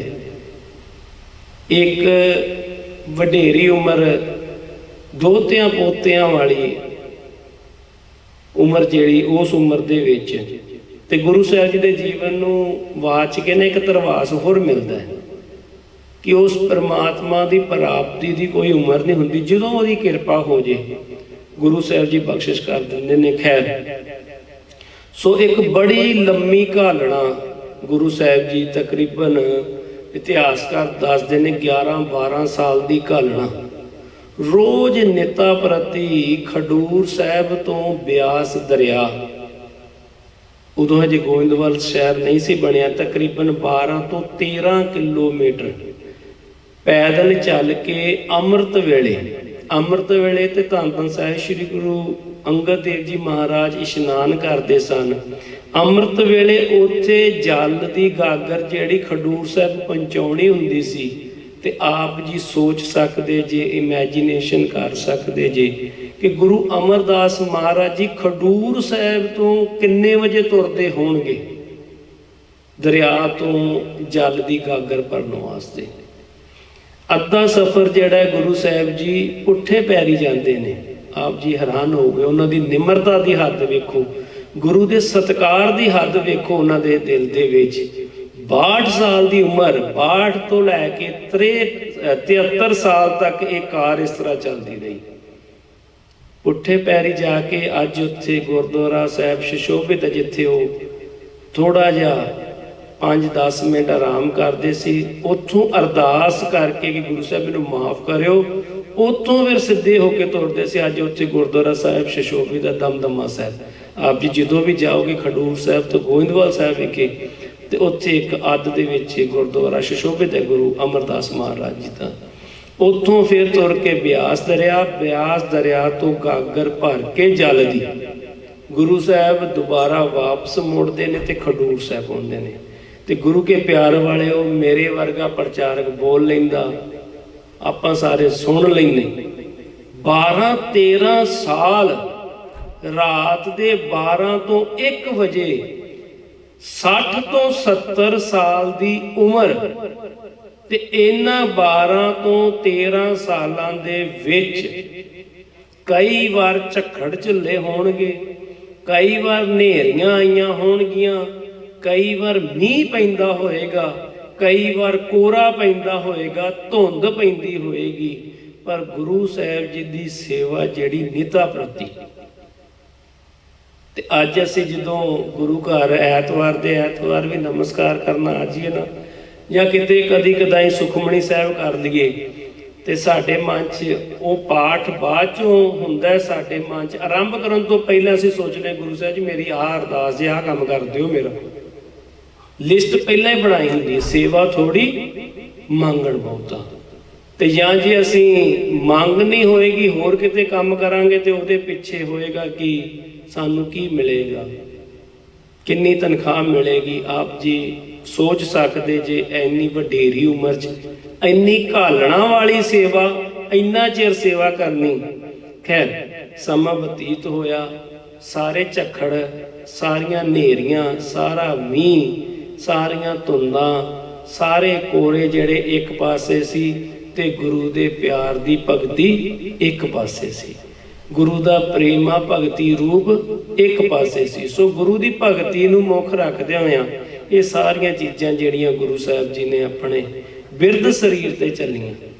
ਸੋ ਉਸ ਉਪਰੰਤ ਦੂਸਰੇ ਪਾਤਸ਼ਾਹ ਧੰਨ ਧੰਨ ਸਾਹਿਬ ਸ੍ਰੀ ਗੁਰੂ ਅੰਗਦ ਦੇਵ ਜੀ ਮਹਾਰਾਜ ਜੀ ਨੇ ਜਦੋਂ ਵਾਚਿਆ, ਸੋ ਹੁਕਮ ਕੀਤਾ ਗੁਰੂ ਅਮਰਦਾਸ ਮਹਾਰਾਜ ਜੀ ਨੂੰ ਕਿ ਆਪ ਜੀ ਗੋਇੰਦਵਾਲ ਸ਼ਹਿਰ ਜਿਹੜਾ ਬਿਆਸ ਦਰਿਆ ਦੇ ਕੰਢੇ ਵਸਾਓ। ਇਹ ਸਾਰੀ ਸੇਵਾ ਜਿਹੜੀ ਦੂਸਰੇ ਪਾਤਸ਼ਾਹ ਜੀ ਨੇ ਤੀਸਰੇ ਪਾਤਸ਼ਾਹ ਨੂੰ ਬਖਸ਼ਿਸ਼ ਕੀਤੀ।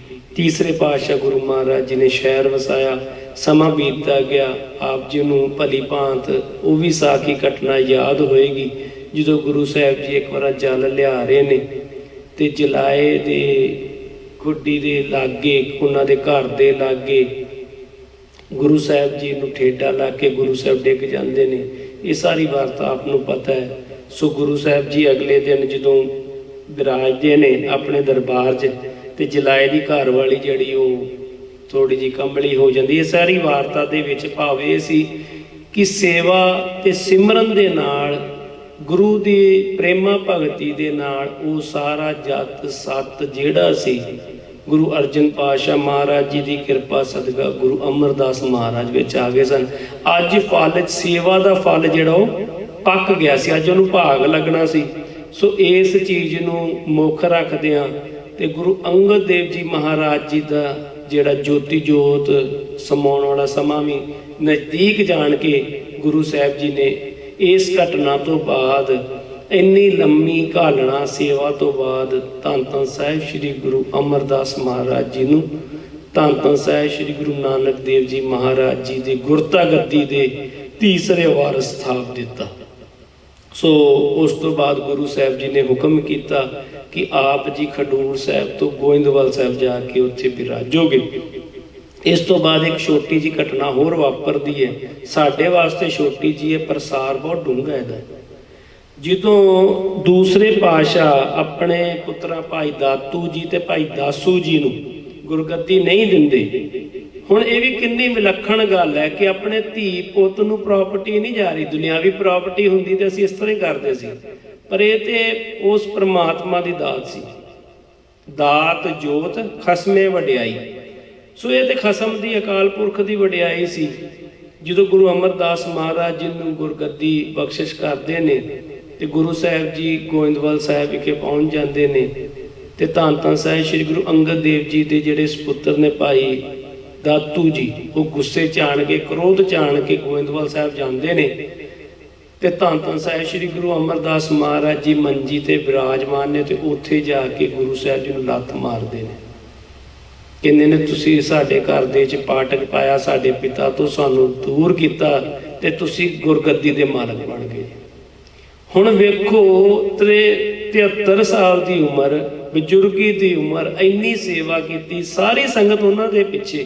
ਗੁਰਗੱਦੀ ਦੀ ਵੀ ਬਖਸ਼ਿਸ਼ ਹੋ ਗਈ। ਇਸ ਵੇਲੇ ਉਹ ਗੁਰੂ ਰੂਪ ਨੇ, ਗੁਰੂ ਨਾਨਕ ਪਾਤਸ਼ਾਹ ਮਹਾਰਾਜ ਜੀ ਦਾ ਰੂਪ ਨੇ, ਗੁਰੂ ਅੰਗਦ ਦੇਵ ਜੀ ਦਾ ਰੂਪ ਨੇ।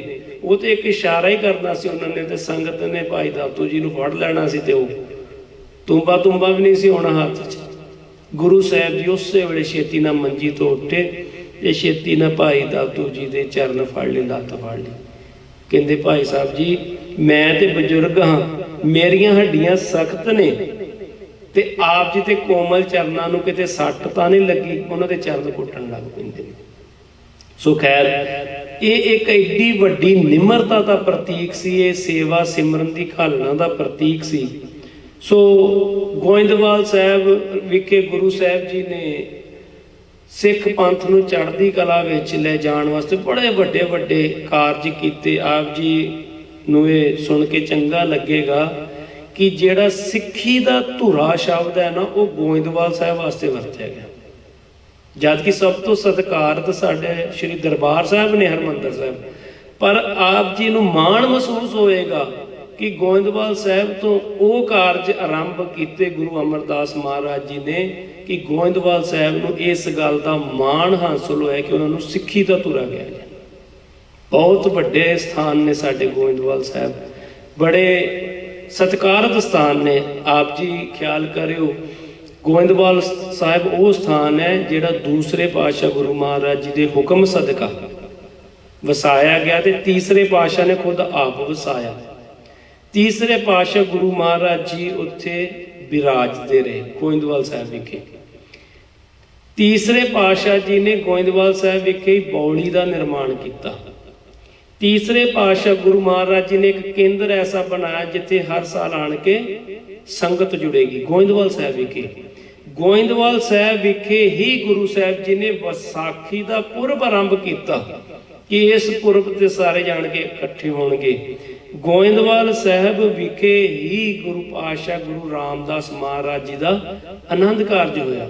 ਗੋਇੰਦਵਾਲ ਸਾਹਿਬ ਵਿਖੇ ਹੀ ਧੰਨ ਧੰਨ ਸਾਹਿਬ ਸ੍ਰੀ ਗੁਰੂ ਅਰਜਨ ਦੇਵ ਜੀ ਮਹਾਰਾਜ ਜੀ ਦਾ ਪ੍ਰਕਾਸ਼ ਹੋਇਆ, ਪ੍ਰਕਾਸ਼ ਸਥਾਨ। ਗੋਇੰਦਵਾਲ ਸਾਹਿਬ ਵਿਖੇ ਹੀ ਧੰਨ ਧੰਨ ਸਾਹਿਬ ਸ੍ਰੀ ਗੁਰੂ ਅਮਰਦਾਸ ਮਹਾਰਾਜ ਜੀ ਤੇ ਧੰਨ ਧੰਨ ਸਾਹਿਬ ਸ੍ਰੀ ਗੁਰੂ ਰਾਮਦਾਸ ਮਹਾਰਾਜ ਜੀ ਜੋਤੀ ਜੋਤ ਸਮਾਏ।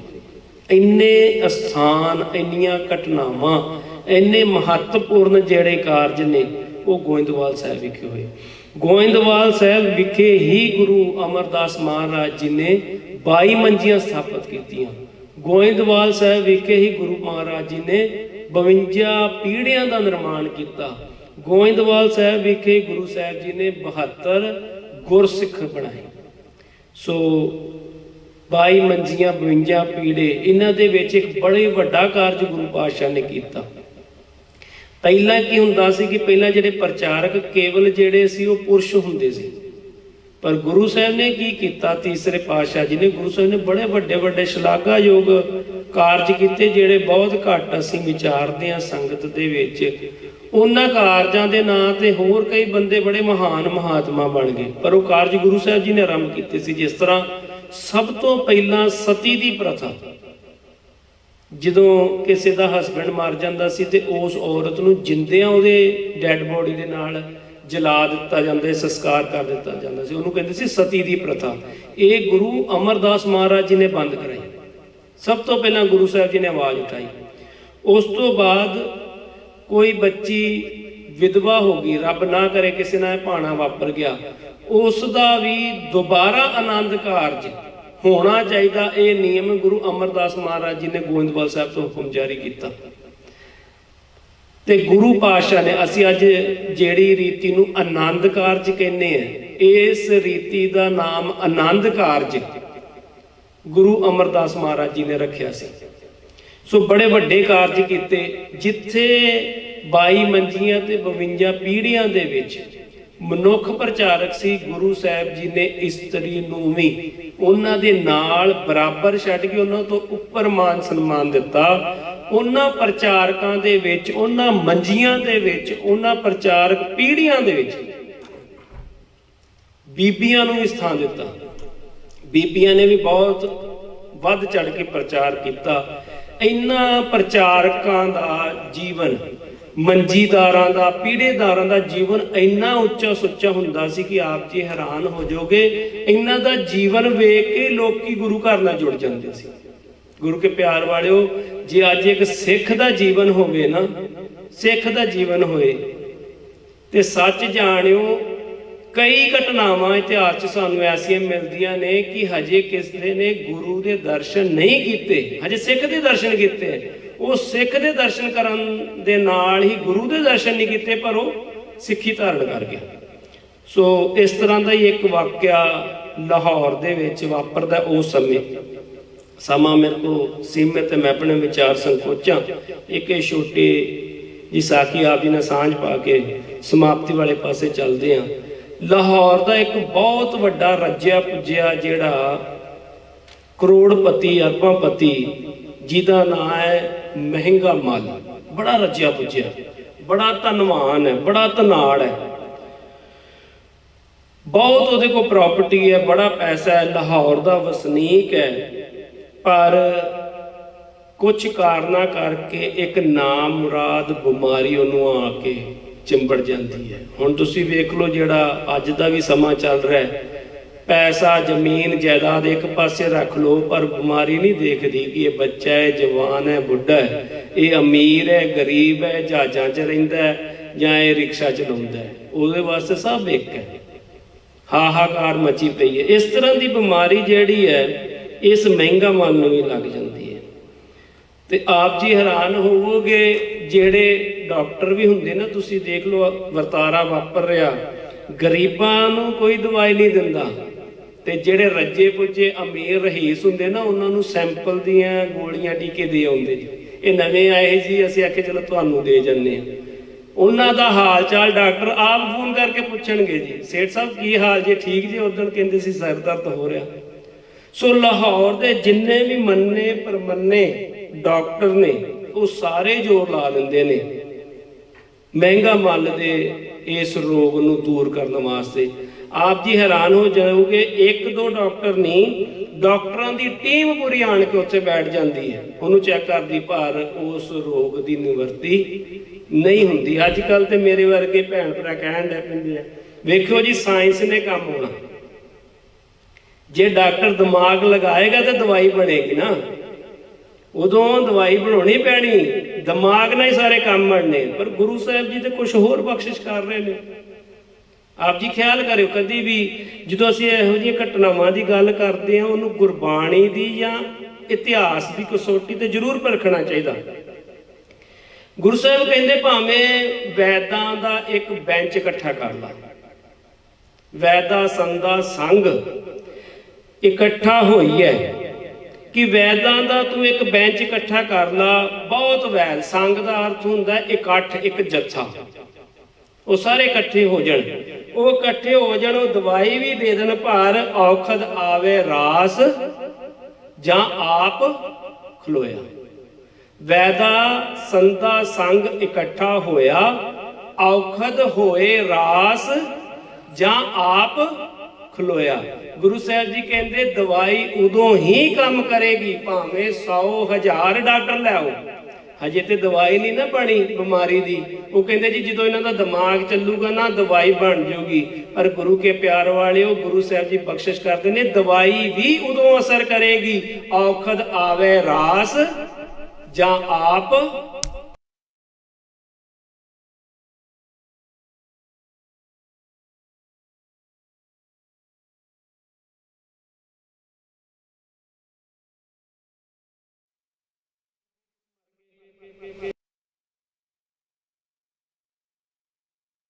ਸੀ। ਉਹਨਾਂ ਦੇ ਰੋਗ ਦੀਆਂ ਦਵਾਈਆਂ ਵੀ ਹੈਗੀਆਂ ਸੀ। ਉਸੇ ਦਵਾਈ ਦੇ ਨਾਲ ਇੱਕ ਮਨੁੱਖ ਦਾ ਰੋਗ ਠੀਕ ਹੋ ਜਾਂਦਾ, ਉਹੀ ਬਿਮਾਰੀ। ਪਰ ਉਹੀ ਬਿਮਾਰੀ ਜਦੋਂ ਦੂਸਰੇ ਨੂੰ ਦਿੱਤੀ ਜਾਂਦੀ ਹੈ ਤੇ ਉਹ ਠੀਕ ਨਹੀਂ ਹੁੰਦਾ। ਔਖਦ ਆਵੇ ਰਾਸ ਜਾਂ ਆਪ ਖਲੋਇਆ। ਜਦੋਂ ਆਪ ਵਿੱਚ ਹੁੰਦਾ, ਆਪ ਜੀ ਖਿਆਲ ਕਰੋ, ਇੱਕ ਛੋਟੀ ਜੀ ਕਹਾਣੀ। ਸਿਕੰਦਰ ਜਿਹੜਾ ਹਿੰਦੁਸਤਾਨ ਤੋਂ ਵਾਪਸ ਜਾ ਰਿਹਾ ਤੇ ਸਿਕੰਦਰ ਨੂੰ ਜਿਹੜਾ ਜਾਂਦੇ ਜਾਂਦੇ ਬਿਮਾਰੀ ਹੋ ਜਾਂਦੀ। ਸਿਕੰਦਰ ਦਾ ਜਿਹੜਾ ਡਾਕਟਰ ਸੀ ਨਾ, ਉਹਦੇ ਬਾਰੇ ਲਿਖਿਆ ਜਾਂਦਾ ਹੈ ਕਿ ਸਾਰੀ ਦੁਨੀਆ ਤੋਂ ਸਭ ਤੋਂ ਸ੍ਰੇਸ਼ਟ ਹਕੀਮ ਸੀ ਉਹਦਾ ਨਾਂ ਸੀ ਹਕੀਮ ਲੁਕਮਾਨ। ਤੇ ਜਦੋਂ ਦਵਾਈ ਦਿੰਦਾ ਨਾ ਸਿਕੰਦਰ ਨੂੰ, ਤੇ ਸਿਕੰਦਰ ਨੂੰ ਫਰਕ ਨਹੀਂ ਪੈਂਦਾ। ਤੇ ਸਿਕੰਦਰ ਕਹਿੰਦਾ ਲੁਕਮਾਨ ਸਾਹਿਬ ਤੁਹਾਡੀ ਦਵਾਈ 'ਚ ਉਹ ਗੱਲ ਨਹੀਂ ਰਹੀ, ਹੁਣ ਮੈਨੂੰ ਫਰਕ ਨਹੀਂ ਪੈਣ ਡਿਆ। ਤੇ ਲੁਕਮਾਨ ਉਸ ਪੁੜੀ ਨੂੰ ਨਾ, ਦਵਾਈ ਦੀ ਪੁੜੀ ਨੂੰ, ਸਾਹਮਣੇ ਪਾਣੀ ਪਿਆ ਹੁੰਦਾ ਉਹਦੇ 'ਚ ਪਾ ਦਿੰਦਾ ਪੁੜੀ ਨੂੰ, ਤੇ ਪਾਣੀ ਜੰਮ ਜਾਂਦਾ। ਜਦੋਂ ਉਹਦਾ ਘੋਲ ਬਣ ਜਾਂਦਾ, ਪਾਣੀ ਰੁਕ ਜਾਂਦਾ। ਕਹਿੰਦਾ ਬਾਦਸ਼ਾਹ ਸਲਾਮਤ, ਇਸ ਪੂੜੀ 'ਚ ਤੇ ਉਹੀ ਸੱਤਿਆ, ਦਵਾਈ 'ਚ ਉਹੀ ਸੱਤਿਆ। ਸੱਚ ਜਾਣੀ ਬਿਮਾਰੀ ਦੀ ਦਵਾਈ ਹੁੰਦੀ ਹੈ, ਬਿਮਾਰੀ ਦਾ ਇਲਾਜ ਹੁੰਦਾ ਹੈ, ਪਰ ਮੌਤ ਦੀ ਕੋਈ ਦਵਾਈ ਨਹੀਂ ਹੁੰਦੀ। ਜਦੋਂ ਕਿਸੇ ਦੀ ਆ ਗਈ, ਇਲਾਜ ਉਦੋਂ ਹੀ ਹੋਏਗਾ ਜਦੋਂ ਦਵਾਈ ਦੇ ਵਿੱਚ ਔਖਦ ਆਵੇ ਰਾਸ ਜਾਂ ਆਪ ਖਲੋਇਆ। ਜਿੱਦਣ ਉਹ ਆ ਕਿਰਪਾ ਕਰੇਗਾ। ਅਸੀਂ ਦਿਮਾਗਾਂ ਨਾਲ ਜਿੰਨੀਆਂ ਮਰਜ਼ੀ ਦਵਾਈਆਂ ਬਣਾ ਲਈਏ, ਜੇ ਉਹਦੀ ਸ਼ਿਫਾ ਨਹੀਂ। ਅੱਜ ਜਿਹੜੇ ਇਸ ਵਾਇਰਸ ਦੇ ਨਾਲ ਕਈ ਬਚੀ ਜਾਣ ਦੇ, ਕਈ ਮਰੀ ਜਾਣ ਦੇ ਨੇ, ਜਿੱਥੇ ਉਹ ਕਿਰਪਾ ਕਰਦਾ। ਖੈਰ ਆਪਾਂ ਉਸ ਪਾਸੇ ਨਾ ਜਾਈਏ। ਸੋ ਸਾਰੇ ਪਾਸੇ ਮਹਿੰਗਾ ਮੱਲ ਦੇਖ ਆਉਂਦਾ, ਨਹੀਂ ਗੱਲ ਬਣਦੀ। ਲਾਹੌਰ ਦੇ ਮੰਜੀਦਾਰ ਜਿਹੜੇ ਗੁਰੂ ਦੀ ਉਸਤਤ ਕਰ ਰਹੇ ਨੇ, ਜਦੋਂ ਉਹ ਮੰਜੀਦਾਰ ਦੀ ਰਹਿਣੀ ਸਹਿਣੀ ਬਾਰੇ ਉਹਨੂੰ ਪਤਾ ਲੱਗਦਾ, ਉੱਥੇ ਪਹੁੰਚਦਾ, ਉੱਥੇ ਗੁਰੂ ਕੀ ਉਸਤਤ ਹੋ ਰਹੀ ਸੰਗਤ 'ਚ ਬੈਠਦਾ, ਹੱਥ ਜੋੜ ਕੇ ਕਹਿੰਦਾ ਮੈਨੂੰ ਆਪਣਾ ਸਿੱਖ ਬਣਾ ਲਓ। ਥੋੜੀ ਸ਼ਾਂਤੀ ਮਿਲਦੀ ਅੰਦਰ ਨੂੰ, ਇਸ ਤਰ੍ਹਾਂ ਲੱਗਦਾ ਮੈਂ ਠੀਕ ਹੋ ਗਿਆ। ਉਹ ਕਹਿੰਦੇ ਜੀ ਮੈਂ ਤਾਂ ਮੰਜੀਦਾਰ ਆ ਗੁਰੂ ਘਰ ਦਾ। ਅੱਜ ਮੇਰੇ ਵਰਗਾ ਕੋਈ ਹੁੰਦਾ ਨਾ, ਉਹਨੇ ਕਹਿਣਾ ਅੱਜ ਜਿੰਨੇ ਵੀ ਝੂਠੇ ਸੰਤ ਨੇ ਨਾ ਗੁਰੂ ਕੇ ਪਿਆਰ ਵਾਲੇ, ਉਹ ਆਪਣੇ ਨਾਲ ਜੋੜਦੇ ਨੇ। ਝੂਠੇ ਸੰਤ ਜਿਹੜੇ ਨੇ ਉਹਨਾਂ ਨੂੰ ਨੋਟ ਚਾਹੀਦੀ ਹੈ, ਤੇ ਝੂਠੇ ਪੰਥ ਨੂੰ ਅੱਜ ਵੋਟ ਚਾਹੀਦੀ। ਖੈਰ ਗੁਰੂ ਸਾਹਿਬ ਮਾਫ ਕਰ।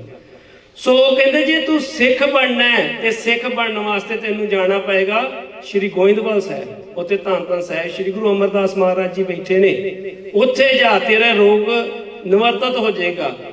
ਸਾਰਿਆਂ ਕੰਮ ਧੰਦੇ ਛੱਡ ਕੇ ਭਾਈ ਮਹਿੰਗਾ ਮੱਲ ਜੀ ਸ਼੍ਰੀ ਗੋਇੰਦਵਾਲ ਸਾਹਿਬ ਪਹੁੰਚਦੇ ਨੇ।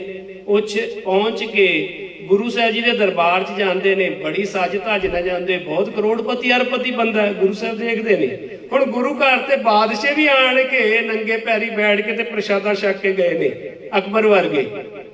ਤੇ ਇਹਦੀ ਤੇ ਉੱਥੇ ਗਿਣਤੀ ਨਹੀਂ ਦੁਨਿਆਵੀ ਪੱਖ ਤੋਂ। ਗੁਰੂ ਸਾਹਿਬ ਜੀ ਵਿਸ਼ੇਸ਼ ਧਿਆਨ ਨਹੀਂ ਦਿੰਦੇ। ਵਿੱਚ ਮੇਰੇ ਵਰਗੇ ਫਰਮਾਇਸ਼ੀ ਬੈਠਦੇ ਨੇ, ਕਹਿੰਦੇ ਗੁਰੂ ਸਾਹਿਬ ਜੀ ਇਹ ਲਾਹੌਰ ਦਾ ਬਹੁਤ ਧਨਾੜ ਮਨੁੱਖ ਹੈ ਤੇ ਇਹ ਆਇਆ ਤੁਹਾਡੇ ਦਰਸ਼ਨਾਂ ਵਾਸਤੇ, ਇਹਨੇ ਬੇਨਤੀ ਕਰਨੀ। ਗੁਰੂ ਸਾਹਿਬ ਜੀ ਕਹਿੰਦੇ ਕੋਈ ਗੱਲ ਨਹੀਂ, ਕੱਲ ਮਿਲਾਂਗੇ। ਨਹੀਂ ਮਿਲਦੇ ਗੁਰੂ ਸਾਹਿਬ। ਅਗਲਾ ਦਿਨ ਆਉਂਦਾ, ਫਿਰ ਦਰਬਾਰ ਚ ਗੁਰੂ ਸਾਹਿਬ ਜੀ ਕੋਈ ਕਹਿੰਦੇ ਕੱਲ ਮਿਲਾਂਗੇ। ਤੀਸਰਾ ਦਿਨ ਹੁੰਦਾ। ਹੁਣ 3 ਦਿਨ, ਪਹਿਲੇ ਦਿਨ ਤਾਂ ਬਹੁਤ ਗੁੱਸਾ ਹੁੰਦਾ ਕਿ ਮੈਂ ਇੰਨੀ ਦੂਰੋਂ ਚੱਲ ਕੇ ਇੰਨਾ ਧਨਾੜ। ਸਾਡੇ ਨਾਲ ਵੀ ਕਈ ਵਾਰ ਹੁੰਦਾ, ਮੈਂ ਆਇਆ ਜੀ ਮੈਨੂੰ ਲੰਗਰ 'ਚ ਕਿਸੇ ਨੇ ਪੁੱਛਿਆ ਨਹੀਂ, ਮੈਨੂੰ ਬਹਿ ਜਾ ਖਲੋ ਜਾ ਨਹੀਂ ਕਿਸੇ ਨੇ ਕਿਹਾ, ਮੈਨੂੰ ਕਿਸੇ ਨੇ ਖੀਰ ਨਹੀਂ ਪੁੱਛੀ। ਅਸੀਂ ਵੀ ਕਈ ਵਾਰ ਸਾਡੇ ਮਨ 'ਚ ਵੀ ਇਹ ਗੱਲ ਆ ਜਾਂਦੀ। ਖੈਰ ਜਦੋਂ 3 ਦਿਨ ਰਹਿ ਗਏ, ਦੇਖਦਾ ਕਿ ਉੱਥੇ ਵੱਡੇ ਵੱਡੇ ਮਹਾਰਾਜੇ ਆਣ ਕੇ ਉੱਥੇ ਲੰਗਰ ਦੀ ਸੇਵਾ ਕਰ ਰਹੇ ਨੇ, ਝਾੜੂ ਦੀ ਸੇਵਾ ਕਰ ਰਹੇ ਨੇ। ਇੰਨੀ ਨਿਮਰਤਾ ਹੈ, ਤੇ ਦੇਖ ਕੇ ਕਹਿੰਦਾ ਇਹ ਸੱਚ ਦਾ ਦਰਬਾਰ। ਉਹਨੂੰ ਗੱਲ ਸਮਝ ਵਿੱਚ ਆ ਜਾਂਦੀ। 3 ਦਿਨ ਸੰਗਤ ਕਰਕੇ ਅੰਦਰ ਠੰਡਾ ਹੁੰਦਾ, ਏਦਾਂ ਲੱਗਦਾ ਜਿੱਦਾਂ ਠੰਡ ਪੈ ਰਹੀ ਹੈ। ਗੁਰਸਿੱਖਾਂ ਦੇ ਜੀਵਨ ਨੂੰ ਦੇਖ ਕੇ ਮਨ ਦੀ ਅਵਸਥਾ ਥੋੜੀ ਜੀ ਚੁੱਕੀ ਜਾਂਦੀ। ਆਪਣੇ ਘਰਦਿਆਂ ਨੂੰ ਕਹਿੰਦਾ ਤੁਸੀਂ ਜਾਓ, ਮੈਂ ਜਦੋਂ ਠੀਕ ਹੋਊਗਾ ਮੈਂ ਆਪੇ ਆ ਜਾਊਂਗਾ, ਮੈਂ ਹੁਣ ਇੱਥੇ ਰਹਿਣਾ। ਆਪਣੇ ਬੱਚਿਆਂ ਨੂੰ ਕਹਿੰਦਾ ਤੁਸੀਂ ਕਾਰੋਬਾਰ ਚਲਾਓ, ਮੇਰੀ ਫਿਕਰ ਨਾ ਕਰੋ। ਤੀਜੇ ਦਿਨ ਪਹੁੰਚਦਾ ਗੁਰੂ ਸਾਹਿਬ ਜੀ ਦੇ ਦਰਸ਼ਨਾਂ ਵਾਸਤੇ। ਗੁਰੂ ਸਾਹਿਬ ਆਵਾਜ਼ ਮਾਰਦੇ ਨੇ, ਕਹਿੰਦੇ ਮਹਿੰਗਾ ਮੱਲ ਆਓ ਨਾ, ਦੱਸ ਕੀ ਕਹਿਣਾ। ਤੇ ਆਪ ਜੀ ਹੈਰਾਨ ਹੋ ਜਾਓਗੇ, ਸਿੱਖ ਇਤਿਹਾਸ ਲਿਖਦਾ ਆਇਆ ਸੀ ਉਹ ਬਿਮਾਰੀ ਤੋਂ ਡਰਦਾ ਕਿ ਮੇਰੀ ਬਿਮਾਰੀ ਠੀਕ ਹੋ ਜੇ। ਤੇ ਗੁਰੂ ਸਾਹਿਬ ਜੀ ਕਹਿੰਦੇ ਹਾਂ ਦੱਸ ਕੀ ਚਾਹੀਦਾ। ਹੱਥ ਜੋੜ ਕੇ ਕਹਿੰਦਾ ਬਿਮਾਰੀ ਦਾ ਚੇਤਾ ਭੁੱਲ ਗਿਆ, ਅਵਸਥਾ ਇੰਨੀ ਉੱਪਰ ਆ ਗਈ, ਪਤਾ ਲੱਗ ਗਿਆ ਪਹਿਲੇ ਮਰਨ ਕਬੂਲ ਕਰੋ। ਕਹਿੰਦਾ ਮਾਰੀ ਜਾਣਾ, ਅੱਜ ਨਹੀਂ ਮਰੂੰਗਾ, 2 ਸਾਲਾਂ ਨੂੰ ਮਰ ਜਾਊਗਾ। ਹੱਥ ਜੋੜ ਕੇ ਕਹਿੰਦਾ ਗੁਰੂ ਮਹਾਰਾਜ ਜੀ ਕਿਰਪਾ ਕਰੋ, ਗੁਰਸਿੱਖੀ ਜੀਵਨ ਦਾਨ ਬਖਸ਼ੋ, ਸਿੱਖੀ ਦੀ ਦਾਤ ਬਖਸ਼ੋ। ਗੁਰੂ ਸਾਹਿਬ ਜੀ ਕਹਿੰਦੇ ਸੱਚ ਇਹੀ ਚਾਹੀਦਾ, ਇਹੀ ਲੈਣਾ ਹੈ। ਕਹਿੰਦੇ ਜੀ ਨਹੀਂ, ਲੈਣ ਤਾਂ ਮੈਂ ਕੁਝ ਹੋਰ ਆਇਆ ਸੀ, ਪਰ ਤੁਸੀਂ ਕਿਰਪਾ ਕਰੋ ਮੈਂ ਇੱਥੇ ਰਹਿ ਕੇ ਦੇਖ ਲਿਆ, ਜਿਹੜੀ ਤੋੜ ਨਿਭਣ ਵਾਲੀ ਚੀਜ਼ ਹੈ ਨਾ ਉਹ ਸਿੱਖੀ ਹੈ, ਤੇ ਤੁਸੀਂ ਕਿਰਪਾ ਕਰੋ ਮੇਰੀ ਝੋਲੀ ਦੇ ਵਿੱਚ ਸਿੱਖੀ ਦਾ ਦਾਨ ਬਖਸ਼ਿਸ਼ ਕਰੋ। ਗੁਰੂ ਸਾਹਿਬ ਜੀ ਕਹਿੰਦੇ ਬਹੁਤ ਔਖੀ ਹੈ, ਬਹੁਤ ਔਖੀ ਹੈ। ਕਹਿੰਦੇ ਨਾ ਕੀ ਹੈ ਤੇਰਾ? ਕਹਿੰਦਾ ਜੀ ਮਹਿੰਗਾ ਮਾਲ। ਕਹਿੰਦੇ ਵੇ ਸਿੱਖੀ ਵੀ ਬੜੀ ਮਹਿੰਗੀ ਹੈ, ਬਹੁਤ ਮਹਿੰਗੀ ਹੈ ਸਿੱਖੀ, ਇਦਾਂ ਨਹੀਂ ਮਿਲਣੀ। ਕਹਿੰਦਾ ਜੀ ਤੁਸੀਂ ਦੱਸ ਦਿਓ, ਜਿਹੜੀ ਕੀਮਤ ਦੱਸੋਗੇ ਮੈਂ ਦੇਣ ਨੂੰ ਤਿਆਰ ਹਾਂ। ਗੁਰੂ ਸਾਹਿਬ ਜੀ ਮੁਸਕਰਾ ਕੇ ਕਹਿੰਦੇ ਨਹੀਂ ਤੈਨੂੰ ਨਹੀਂ ਮਿਲਣੀ, ਤੂੰ ਦੇ ਨਹੀਂ ਪਾਉਣੀ। ਕਹਿੰਦਾ ਨਹੀਂ ਜੀ ਜੋ ਕੀਮਤ ਆਖੋ ਮੈਂ ਦੇ ਦਾਂਗਾ। ਗੁਰੂ ਸਾਹਿਬ ਜੀ ਕਹਿੰਦੇ ਨਹੀਂ ਬਹੁਤ ਮਹਿੰਗੀ ਹੈ, ਤੈਨੂੰ ਨਹੀਂ ਮਿਲਣੀ। ਕਹਿੰਦਾ ਜੀ ਮੇਰੇ ਕੋਲ ਇੰਨਾ ਧਨ ਦੋ ਤੇ ਜਿੰਨੀ ਕੀਮਤ ਆਖੋ ਮੈਂ ਦੇ ਦਾਂਗਾ। ਗੁਰੂ ਸਾਹਿਬ ਜੀ ਕਹਿੰਦੇ ਫਿਰ ਸਾਨੂੰ ਮੈਂ ਦੇ ਦੇ, ਇਹਦੀ ਕੀਮਤ ਹੈ ਆਪ ਗਵਾਈ ਹੈ ਤਾਂ 100 ਪਾਈ ਹੈ, ਆਪਣੀ ਮੈਂ ਦੇ ਦੇ ਤੇ ਸਿੱਖੀ ਲੈ ਲਾ। ਕਹਿੰਦਾ ਜੀ 7 ਬਚਨ ਆਪ ਜੀ ਭਾਈ ਮਹਿੰਗਾ ਮੱਲ ਜੀ ਦਾ ਜੀਵਨ ਪੜ੍ਹ ਕੇ ਹੈਰਾਨ ਹੋ ਜਾਓਗੇ। ਉਸ ਤੋਂ ਬਾਅਦ ਭਾਈ ਮਹਿੰਗਾ ਮੱਲ ਜੀ ਸਾਰੀ ਉਮਰ ਗੋਇੰਦਵਾਲ ਸਾਹਿਬ ਰਹੇ ਤੇ ਬਾ ਉਮਰ ਉਹ ਉੱਥੇ ਸੇਵਾ ਕਰਦੇ ਰਹੇ। ਸੇਵਾ ਦੇ ਵਿੱਚ ਉਹ 4 ਸੇਵਾਵਾਂ ਮੁੱਖ ਤੌਰ ਤੇ ਕਰਦੇ ਸਨ। ਸਭ ਤੋਂ ਪਹਿਲਾਂ ਸਵੇਰੇ ਉਹਨਾਂ ਨੇ ਜਾਣਾ ਦਰਿਆ ਦੇ ਕੰਢੇ, ਉੱਥੋਂ ਲੱਕੜਾਂ ਇਕੱਠੀਆਂ ਕਰਨੀਆਂ, ਗੁਰੂ ਕੇ ਲੰਗਰਾਂ ਵਾਸਤੇ ਸੁੱਕੀਆਂ ਲੱਕੜਾਂ ਲੈ ਕੇ ਆਉਣੀਆਂ। ਸਾਰੀ ਦਿਹਾੜੀ ਉਹਨਾਂ ਨੇ ਲੱਕੜਾਂ ਇਕੱਠੀਆਂ ਕਰਦੇ ਰਹਿਣਾ। ਉਸ ਤੋਂ ਬਾਅਦ ਜਦੋਂ ਉਹਨਾਂ ਨੇ ਸ਼ਾਮ ਨੂੰ ਆਉਣਾ, ਲੱਕੜਾਂ ਲੈ ਕੇ ਲੱਕੜਾਂ ਰੱਖ ਦੇਣੀਆਂ ਤੇ ਗੁਰੂ ਕੇ ਲੰਗਰਾਂ ਦੇ ਵਿੱਚ ਸਵੇਰ ਦੇ ਜਿੰਨੇ ਭਾਂਡੇ ਉਹ ਸਾਰੇ ਮਾਂਜਣੇ। ਭਾਂਡੇ ਮਾਂਜਣ ਤੋਂ ਬਾਅਦ ਜਿਹੜਾ ਲੰਗਰ ਵੱਧ ਜਾਣਾ ਉਹ ਸਾਰਾ ਲੰਗਰ ਇਕੱਠਿਆਂ ਕਰਕੇ ਟੋਕਰੇ ਦੇ ਵਿੱਚ ਪਾ ਕੇ ਤੇ ਲਾਗੇ ਛਾਗੇ ਜਿਹੜੇ ਪਸ਼ੂ ਸਨ ਸ਼੍ਰੀ ਗੋਇੰਦਵਾਲ ਸਾਹਿਬ ਦੇ ਲਾਗੇ ਛਾਗੇ ਉਹ ਪਸ਼ੂਆਂ ਨੂੰ ਪਾ ਕੇ ਆਉਣੇ। ਉਸ ਤੋਂ ਬਾਅਦ ਜਿਹੜਾ ਹੋਰ ਪ੍ਰਸ਼ਾਦਾ ਪਾਣੀ, ਕਿਉਂਕਿ ਤੀਸਰੇ ਪਾਤਸ਼ਾਹ ਗੁਰੂ ਮਹਾਰਾਜ ਜੀ ਦਾ ਹੁਕਮ ਸੀ ਕਿ ਲੰਗਰ ਦਾ ਪ੍ਰਸ਼ਾਦਾ ਜਿੰਨਾ ਵੀ ਬਾਜੇ ਰੱਖਣਾ ਨਹੀਂ, ਅਗਲੇ ਦਿਨ ਨਹੀਂ ਵਰਤਣਾ, ਉਹ ਸਾਰਾ ਹੀ ਛਕਾ ਦੇਣਾ। ਜਿਹੜਾ ਵੱਧ ਜੇ ਪਸ਼ੂਆਂ ਨੂੰ ਛਕਾ ਦਿਓ, ਜੇ ਹੋਰ ਵੱਧ ਜੇ ਤੇ ਉਸ ਤੋਂ ਬਾਅਦ ਬਿਆਸ ਦਰਿਆ ਦੇ ਵਿੱਚ ਜਾ ਕੇ ਮੱਛੀਆਂ ਨੂੰ ਪਾ ਦਿਓ ਤੇ ਭਾਂਡੇ ਮਾਂਜ ਕੇ ਪੁੱਠੇ ਕਰਕੇ ਰੱਖਣਾ ਹੈ। ਅਗਲੇ ਦਿਨ ਫਿਰ ਅਕਾਲ ਪੁਰਖ ਵਾਹਿਗੁਰੂ ਜੀ ਦੇਗਾ, ਫਿਰ ਬਣਾਵਾਂਗੇ। ਸੋ ਚੌਥਾ ਕਾਰਜ ਆਪ ਜੀ ਨੇ ਕਰਨਾ ਕਿ ਰਾਤ ਨੂੰ ਜਦੋਂ ਸਾਰੇ ਪਾਸੇ ਭਾਂਡੇ ਛੰਨਾ ਸਾਂਭ ਕੇ ਲੰਗਰ ਦੇ ਪਸ਼ੂਆਂ ਨੂੰ ਪ੍ਰਸ਼ਾਦਾ ਛਕਾ ਕੇ ਉਸ ਤੋਂ ਬਾਅਦ ਜਿਹੜਾ ਬਚ ਜਾਣਾ, ਜਿਹੜੀ ਰਹਿੰਦ ਖੂੰਹਦ ਬਚ ਜਾਣੀ, ਉਹ ਬਾਲਟੀ ਦੇ ਵਿੱਚ ਪਾ ਕੇ ਟੋਕਰੇ ਦੇ ਵਿੱਚ ਪ੍ਰਸ਼ਾਦੇ ਪਾ ਕੇ ਤੇ ਬਿਆਸ ਦਰਿਆ ਵੱਲ ਚੱਲ ਜਾਣਾ। ਰਾਤ ਨੂੰ 10-11 ਵਜੇ ਉੱਥੇ ਦਰਿਆ ਦੇ ਕੰਢੇ ਤੇ ਜਾ ਕੇ ਤੇ ਮੱਛੀਆਂ ਨੂੰ ਤੇ ਉਹ ਸਾਰੀ ਰਸਤ ਪਾਣੀ ਜਿਹੜੀ ਲੰਗਰ ਦੀ ਉਹ ਛਕਾ ਕੇ। ਨਿੱਤ ਦਾ ਕਰਮ ਸੀ। ਬੜੀ ਗੁਰੂ ਮਹਾਰਾਜ ਦੀ ਕਿਰਪਾ ਹੋ ਗਈ। ਬਿਮਾਰੀ ਦਾ ਤੇ ਚੇਤਾ ਹੀ ਭੁੱਲ ਗਿਆ। ਗੁਰੂ ਘਰ ਦੇ ਵਿੱਚ ਆਣ ਕੇ ਉਹਨੂੰ ਬਿਮਾਰੀ ਦਾ ਚੇਤਾ ਭੁੱਲ ਗਿਆ ਤੇ ਬਿਮਾਰੀ ਨੂੰ ਉਹਦਾ ਚੇਤਾ ਭੁੱਲ ਗਿਆ। ਗੁਰੂ ਸਾਹਿਬ ਨੇ ਕਿਰਪਾ ਕਰ ਦਿੱਤੀ। ਸਮਾਂ ਬੀਤਦਾ ਗਿਆ। ਇੱਕ ਦਿਨ ਘਟਨਾ ਵਾਪਰੀ। ਇਹ ਗੁਰੂ ਕਾ ਲਾਲ ਲੈ ਕੇ ਜਾ ਰਿਹਾ ਰਾਤ ਨੂੰ ਬਿਆਸ ਦਰਿਆ ਦੇ ਵਿੱਚ ਲੰਗਰ ਦੇ ਜੋ ਵੀ ਵੱਧ ਗਈ ਰਸਤ ਸੀ ਉਹ ਪਾਉਣ ਵਾਸਤੇ। ਤਕਰੀਬਨ 10 ਜਾਂ 11 ਵਜੇ ਦਾ ਸਮਾਂ। ਸਾਹਮਣੇ 4 ਬੰਦੇ ਆ ਰਹੇ ਨੇ। ਇਹ ਦੇਖ ਰਿਹਾ ਹੈ, ਇਹਦੇ ਮਨ 'ਚ ਆਇਆ ਕਿ ਇਹ ਗੁਰੂ ਘਰ ਦੇ ਕੋਈ ਸ਼ਰਧਾਲੂ ਨੇ ਤੇ ਇਹ ਲੱਗਦਾ ਪਹਿਲੀ ਵਾਰ ਆਏ ਤੇ ਇਹਨਾਂ ਨੂੰ ਰਸਤਾ ਭੁੱਲ ਗਿਆ। ਇਹ ਆਵਾਜ਼ ਮਾਰਦਾ, ਕਹਿੰਦਾ ਗੁਰਸਿੱਖੋ ਤੁਸੀਂ ਇੱਧਰ ਦੀ ਰਸਤਾ ਨਹੀਂ, ਗੋਇੰਦਵਾਲ ਸਾਹਿਬ ਦਾ ਰਸਤਾ ਇੱਧਰ ਨੂੰ, ਤੇ ਹੁਣ ਤੁਹਾਨੂੰ ਉੱਥੇ ਲੰਗਰ ਨਹੀਂ ਮਿਲਣਾ ਕਿਉਂਕਿ ਲੰਗਰ ਦੀ ਸੰਪੂਰਨਤਾ ਹੋ ਗਈ ਹੈ। ਤੁਸੀਂ ਏਦਾਂ ਕਰੋ, ਇੱਥੇ ਬੈਠ ਕੇ ਮੇਰੇ ਕੋਲ ਰਸਤ ਪਾਣੀ ਹੈਗਾ, ਇਹ ਤੁਸੀਂ ਛਕ ਲਓ ਤੇ ਫਿਰ ਜਾਇਓ, ਫਿਰ ਆਰਾਮ ਕਰਿਓ। ਉੱਥੇ ਉਹਨਾਂ ਨੂੰ 2-2 ਪ੍ਰਸ਼ਾਦੇ ਛਕਾਉਂਦਾ, ਉਹਨਾਂ ਨੂੰ ਰਸਤਾ ਦੱਸਦਾ। ਅਸਲ ਵਿੱਚ ਉਹ ਜਿਹੜੇ 4 ਜਾਣੇ ਸੀ ਨਾ, ਉਹ ਚੋਰ ਹੁੰਦੇ ਨੇ ਤੇ ਉਹ ਪਲਾਨਿੰਗ ਕਰਕੇ ਆਏ ਹੁੰਦੇ ਨੇ ਕਿ ਗੁਰੂ ਦਰਬਾਰ 'ਚ ਬੜੀਆਂ ਸੰਗਤਾਂ ਆਉਂਦੀਆਂ ਤੇ ਉੱਥੇ ਬੜੇ ਕੀਮਤੀ ਚੀਜ਼ਾਂ ਹੋਣੀਆਂ ਨੇ ਤੇ ਉੱਥੇ ਜਾ ਕੇ ਵੱਡਾ ਹੱਥ ਮਾਰਦੇ। ਪਰ ਹੁਣ ਮੁਸ਼ਕਲ ਇਹ ਹੋ ਗਈ ਕਿ ਭਾਈ ਮਹਿੰਗਾ ਮੱਲ ਜੀ ਨੇ ਉਹਨੂੰ ਵੇਖ ਲਿਆ। ਹੁਣ ਭਾਈ ਮਹਿੰਗਾ ਮੱਲ ਨੂੰ ਪਤਾ ਨਹੀਂ ਉਹ ਚੋਰ ਹੈ। ਉਹ ਕਹਿੰਦੇ ਇਸ ਤਰ੍ਹਾਂ ਕਰੋ, ਪ੍ਰਸ਼ਾਦਾ ਛਕ ਕੇ ਇਹਨੇ ਸਿਆਣ ਲੈਣਾ, ਕੱਲ ਨੂੰ ਜਾ ਕੇ ਤੇ ਇਹਦਾ ਕੰਡਾ ਕੱਢੋ, ਪਹਿਲਾਂ ਇਹਨੂੰ ਮਾਰ ਦਈਏ ਆਪਾਂ, ਨਹੀਂ ਤੇ ਇਹਨੇ ਸਿਆਣ ਲੈਣਾ ਜਾ ਕੇ ਉੱਥੇ। ਇੱਕ ਕੋਈ ਰੱਬ ਦੇ ਡਰ ਵਾਲਾ ਵੀ ਹੁੰਦਾ, ਕਹਿੰਦਾ ਮਾਰਨਾ ਜ਼ਰੂਰ ਹੈ, ਆਪਾਂ ਰਾਤੋਂ ਰਾਤ ਸਾਰਾ ਸਮਾਨ ਬੰਨਣਾ ਤੇ ਸਵੇਰੇ ਆਪਾਂ ਨਿਕਲ ਜਾਣਾ। ਤੇ ਇਸ ਤਰ੍ਹਾਂ ਕਰੋ, ਜਾਂ ਤੇ ਇਹਨੂੰ ਇੱਥੇ ਬੰਨ੍ਹ ਦਈਏ ਰੁੱਖ ਦੇ ਨਾਲ, ਤੇ ਜਾਂ ਇਹਨੂੰ ਟੋਆ ਪੁੱਟ ਕੇ ਇਹਨੂੰ ਨੱਪ ਦਈਏ। ਉਹ ਕਹਿੰਦੇ ਰੁੱਖ ਨਾਲ ਬੰਨਿਆ ਤੇ ਕਿਸੇ ਨਾ ਕਿਸੇ ਨੇ ਦੇਖ ਲੈਣਾ, ਇਹਨੂੰ ਇਸ ਤਰ੍ਹਾਂ ਕਰਦੇ ਅਸੀਂ ਨੱਪ ਦਿੰਦੇ। ਉਹ ਟੋਆ ਪੁੱਟਦੇ ਨੇ ਗਲ ਤੱਕ ਤੇ ਉਹ ਟੋਏ ਦੇ ਵਿੱਚ ਸਰੀਰ ਜਿਹੜਾ ਭਾਈ ਸਾਹਿਬ ਦਾ ਨੱਪ ਦਿੰਦੇ ਨੇ ਤੇ ਸਿਰ ਬਾਹਰ ਰਹਿੰਦਾ। ਇਤਿਹਾਸਕਾਰ ਲਿਖਦਾ ਹੈ ਸਾਰੀ ਘਟਨਾ ਨੂੰ। ਉੱਥੋਂ ਗੋਇੰਦਵਾਲ ਸਾਹਿਬ ਆਉਂਦੇ ਨੇ। ਗੋਇੰਦਵਾਲ ਸਾਹਿਬ ਆਣ ਕੇ ਤੇ ਸਭ ਤੋਂ ਪਹਿਲਾਂ ਇਹਨਾਂ ਦਾ ਧਿਆਨ ਹੁੰਦਾ ਕਿ ਲੰਗਰ ਵੱਲ ਜਾਈਏ। ਉਹਦਾ ਕਾਰਨ ਕੀ ਸੀ ਕਿ ਪੁਰਾਣੇ ਸਮੇਂ ਦੇ ਵਿੱਚ ਚੋਰ ਵੱਧ ਤੋਂ ਵੱਧ ਕੀ ਚੋਰੀ ਕਰਦੇ ਸਨ? ਜਿਹੜੇ ਭਾਂਡੇ ਦੀ ਧਾਤ ਹੁੰਦੀ ਸੀ, ਕੋਈ ਪਿੱਤਲ ਦੀ ਹੁੰਦੀ ਸੀ, ਕੋਈ ਤਾਂਬੇ ਦੀ ਹੁੰਦੀ ਸੀ, ਕੋਈ ਕਹਿਣ ਦੀ ਹੁੰਦੀ ਸੀ। ਸੋ ਉਹਨਾਂ ਦਾ ਇਰਾਦਾ ਸੀ ਕਿ ਭਾਂਡੇ ਚੁੱਕ ਕੇ ਆਪਾਂ ਨਿਕਲ ਜਾਾਂਗੇ, ਉਹ ਵੀ ਬੜੇ ਮਹਿੰਗੇ ਹੋਣੇ ਆ। ਪਰ ਲੰਗਰ ਦੇ ਵਿੱਚ ਜਿਹੜੇ ਹੋਰ ਵੀ ਗੁਰਸਿੱਖ ਸੇਵਾ ਕਰਦੇ ਸੀ, ਉਹ ਕਹਿੰਦੇ ਅੱਜ ਭਾਈ ਮਹਿੰਗਾ ਮੱਲ ਨਹੀਂ ਆ, ਪਤਾ ਨਹੀਂ ਕੀ ਗੱਲ ਹੋ ਗਈ ਆ, ਟਾਈਮ ਜ਼ਿਆਦਾ ਹੋ ਗਿਆ। ਉਹ ਗੱਲਾਂ ਕਰਦੇ ਨੇ, ਉਹਨਾਂ ਦਾ ਦਾਅ ਨਹੀਂ ਲੱਗਦਾ ਚੋਰਾਂ ਦਾ। ਇਸ ਤਰ੍ਹਾਂ ਹੀ ਸਮਾਂ ਲੰਘਦਾ ਤੇ ਉਹ ਕਹਿੰਦੇ ਲੱਗਦਾ ਕਿ ਅੱਜ ਕੋਈ ਨਾ ਕੋਈ ਘਟਨਾ ਵਾਪਰ ਗਈ। ਰਾਤ ਦੀ ਰਾਤ ਹੋ ਗਈ, ਭਾਈ ਸਾਹਿਬ ਆਏ ਨਹੀਂ। ਸੋ ਸਵੇਰੇ ਜਾ ਕੇ ਪਤਾ ਕਰਨੇ ਆ, ਜੇ ਕੋਈ ਘਟਨਾ ਵਾਪਰ ਗਈ ਤੇ ਉਹਨਾਂ ਦਾ ਸਰੀਰ ਲੈ ਆਵਾਂਗੇ। ਸਮਾਂ ਲੰਘ ਜਾਂਦਾ। ਸੋ ਉਹ ਚੋਰ ਜਦੋਂ ਦਾ ਮਾਰਨ ਲੱਗਦੇ ਨੇ, ਅੰਮ੍ਰਿਤ ਵੇਲੇ ਖੜਾਕ ਹੁੰਦਾ ਭਾਂਡਿਆਂ ਦਾ, ਸੰਗਤ ਅੰਮ੍ਰਿਤ ਵੇਲੇ ਆਉਣੀ ਆਰੰਭ ਹੋ ਜਾਂਦੀ, ਉਹ ਚੋਰ ਫੜੇ ਜਾਂਦੇ।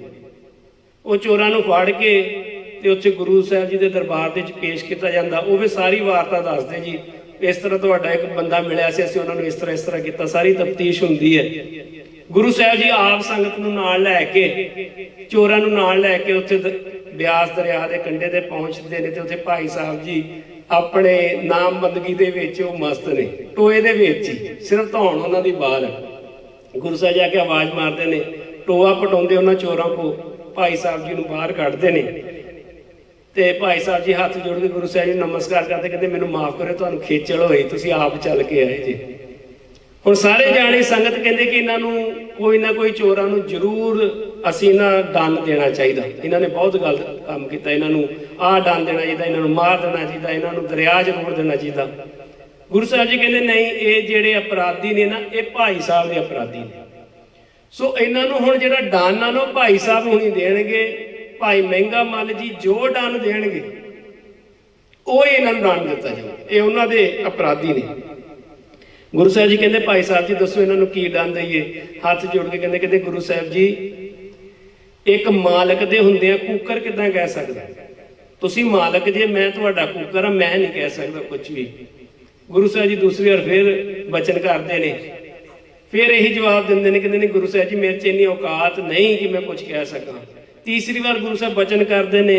ਹੁਣ ਤੀਸਰੀ ਵਾਰ ਬਚਨ ਜਿਹੜਾ ਮੋੜਨਾ, ਇਹ ਗੁਰੂ ਸਾਹਿਬ ਜੀ ਦੀ ਤੋਹੀਨ ਹੈ। ਇਸ ਤਰ੍ਹਾਂ ਮੰਨਦੇ ਨੇ ਗੁਰਸਿੱਖ ਕਿ ਗੁਰੂ ਸਾਹਿਬ ਨੇ ਤੀਸਰਾ ਬਚਨ ਕੀਤਾ। ਪਹਿਲੀ ਗੱਲ ਤੇ ਪਹਿਲੇ ਬਚਨ ਤੇ ਆਪਾਂ ਨੂੰ ਮੰਨ ਜਾਣਾ ਚਾਹੀਦਾ। ਖੈਰ, ਹੱਥ ਜੋੜ ਕੇ ਕਹਿੰਦੇ ਸੱਚੇ ਪਾਤਸ਼ਾਹ ਜੇ ਤੂੰ ਇਹ ਪਾਵਰ ਮੈਨੂੰ ਬਖਸ਼ ਦੇ, ਤੁਸੀਂ ਇਹ ਹੁਕਮ ਮੈਨੂੰ ਕਰਦੇ ਜੇ ਕਿ ਮੈਂ ਇਹਨਾਂ ਨੂੰ ਦੰਡ ਜਿਹੜਾ ਨਿਯੁਕਤ ਕਰਾਂ ਉਹ ਦੇਣਾ, ਤੇ ਫਿਰ ਮੇਰੀ ਹੱਥ ਜੋੜ ਕੇ ਇੱਕ ਬੇਨਤੀ ਹੈ ਕਿ ਇਹਨਾਂ ਨੂੰ ਜਿਹੜਾ ਦੰਡ ਦੇਣਾ ਨਾ, ਇਹਨਾਂ ਨੂੰ ਜਿਹੜੀ ਸਜ਼ਾ ਦੇਣੀ ਹੈ, ਉਹ ਇਹ ਸਜ਼ਾ ਦੇ ਜਿਸ ਤਰੀਕੇ ਨਾਲ ਤੂੰ ਮੈਨੂੰ ਗੁਰਸਿੱਖੀ ਜੀਵਨ ਦਾਨ ਦੇ ਕੇ ਨਿਹਾਲ ਕੀਤਾ।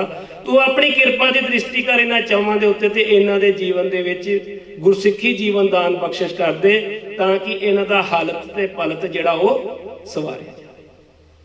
ਸੋ ਗੁਰੂ ਕੇ ਪਿਆਰ ਵਾਲਿਓ, ਕੇਵਲ ਇੱਕ ਵਾਰ ਹੀ ਉਹ ਚੋਰ ਜਿਹੜੇ ਨੇ ਗੋਇੰਦਵਾਲ ਸਾਹਿਬ ਪਹੁੰਚੇ ਨੇ ਤੇ ਇੱਕ ਗੁਰਸਿੱਖ ਦੀ ਸਿਫਾਰਿਸ਼ ਦੇ ਉੱਤੇ ਉਹਨਾਂ ਦਾ ਹਾਲਤ ਤੇ ਪਲਤ ਜਿਹੜਾ ਸਵਾਰਿਆ ਗਿਆ। ਸੋ ਇੰਨੀਆਂ ਬਖਸ਼ਿਸ਼ਾਂ ਤੇ ਰਹਿਮਤਾਂ ਦੇ ਪਾਤਰ ਗੁਰਸਿੱਖ ਹੋਏ ਨੇ ਜਿਨ੍ਹਾਂ ਨੇ ਗੋਇੰਦਵਾਲ ਸਾਹਿਬ ਵਿਖੇ ਆਪਣਾ ਜੀਵਨ ਸੇਵਾ ਦੇ ਵਿੱਚ ਬਤੀਤ ਕੀਤਾ। ਗੁਰੂ ਸਾਹਿਬ ਜੀ ਨੇ ਹੋਰ ਵੀ ਬੜੇ ਉੱਗੇ ਕਾਰਜ ਕੀਤੇ। ਉਹਦੇ ਵਿੱਚ ਗੁਰੂ ਸਾਹਿਬ ਜੀ ਨੇ ਚੌਥੇ ਪਾਤਸ਼ਾਹ ਗੁਰੂ ਮਹਾਰਾਜ ਜੀ ਨੂੰ ਹੁਕਮ ਕਰਕੇ ਸ਼੍ਰੀ ਅੰਮ੍ਰਿਤਸਰ ਸ਼ਹਿਰ ਜਿਹੜਾ ਉਹ ਵਸਾਉਣਾ ਕੀਤਾ। ਸੋ ਤਕਰੀਬਨ 95 ਸਾਲ ਤੇ 4-5 ਮਹੀਨੇ ਦੀ ਆਯੂ ਤੀਸਰੇ ਪਾਤਸ਼ਾਹ ਗੁਰੂ ਮਹਾਰਾਜ ਜੀ ਨੇ ਭੋਗੀ। ਉਸ ਤੋਂ ਬਾਅਦ ਗੁਰੂ ਨਾਨਕ ਪਾਤਸ਼ਾਹ ਮਹਾਰਾਜ ਜੀ ਦੇ ਘਰ ਦੀ ਗੁਰਗੱਦੀ ਜਿਹੜੀ ਹੈ ਉਹ ਗੁਰੂ ਸਾਹਿਬ ਜੀ ਧੰਨ ਧੰਨ ਸਾਹਿਬ ਸ੍ਰੀ ਗੁਰੂ ਰਾਮਦਾਸ ਜੀ ਮਹਾਰਾਜ ਜੀ ਦੀ ਝੋਲੀ ਵਿੱਚ ਪਾ ਕੇ ਆਪਣੇ ਸਰੂਪ ਨੂੰ ਚੌਥੇ ਰੂਪ ਦੇ ਵਿੱਚ ਸਿੱਖਾਂ ਦੇ ਗੁਰੂ ਧੰਨ ਧੰਨ ਸਾਹਿਬ ਸ੍ਰੀ ਗੁਰੂ ਰਾਮਦਾਸ ਜੀ ਮਹਾਰਾਜ ਨੂੰ ਥਾਪਣਾ ਕੀਤਾ। ਗੁਰੂ ਕੇ ਪਿਆਰ ਵਾਲਿਆਂ ਬੋਲਦਿਆਂ ਏਕ ਨਹੀਂ ਅਨੇਕ ਪ੍ਰਕਾਰ ਦੀਆਂ ਭੁੱਲਾਂ ਚੁੱਕਾਂ ਗਲਤੀਆਂ ਹੋ ਜਾਂਦੀਆਂ ਨੇ। ਗੁਰੂ ਸਾਹਿਬ ਜੀ ਕਿਰਪਾ ਕਰਨ, ਰਹਿਮਤ ਕਰਨ, ਹੋਈਆਂ ਗਲਤੀਆਂ ਦੀ ਗੁਰੂ ਸਾਹਿਬ ਜੀ ਖਿਮਾ ਬਖਸ਼ਣ, ਆਪਣਾ ਮਿਹਰ ਭਰਿਆ ਹੱਥ ਰੱਖਣ, ਕਿਰਪਾ ਕਰਕੇ ਰਹਿਮਤ ਕਰਕੇ ਬਖਸ਼ਿਸ਼ ਕਰਕੇ ਆਪਣਾ ਜਸ ਆਪ ਕਰਵਾ ਲੈਣ। ਸੋ ਇੱਥੇ ਹੀ ਸਮੇਂ ਦੀ ਸਮਾਪਤੀ ਹੈ। ਸੋ ਆਓ ਫਤਿਹ ਦੀ ਸਾਂਝ ਪਾਈਏ ਜੀ। ਵਾਹਿਗੁਰੂ ਜੀ ਕਾ ਖਾਲਸਾ, ਵਾਹਿਗੁਰੂ ਜੀ ਕੀ ਫਤਿਹ।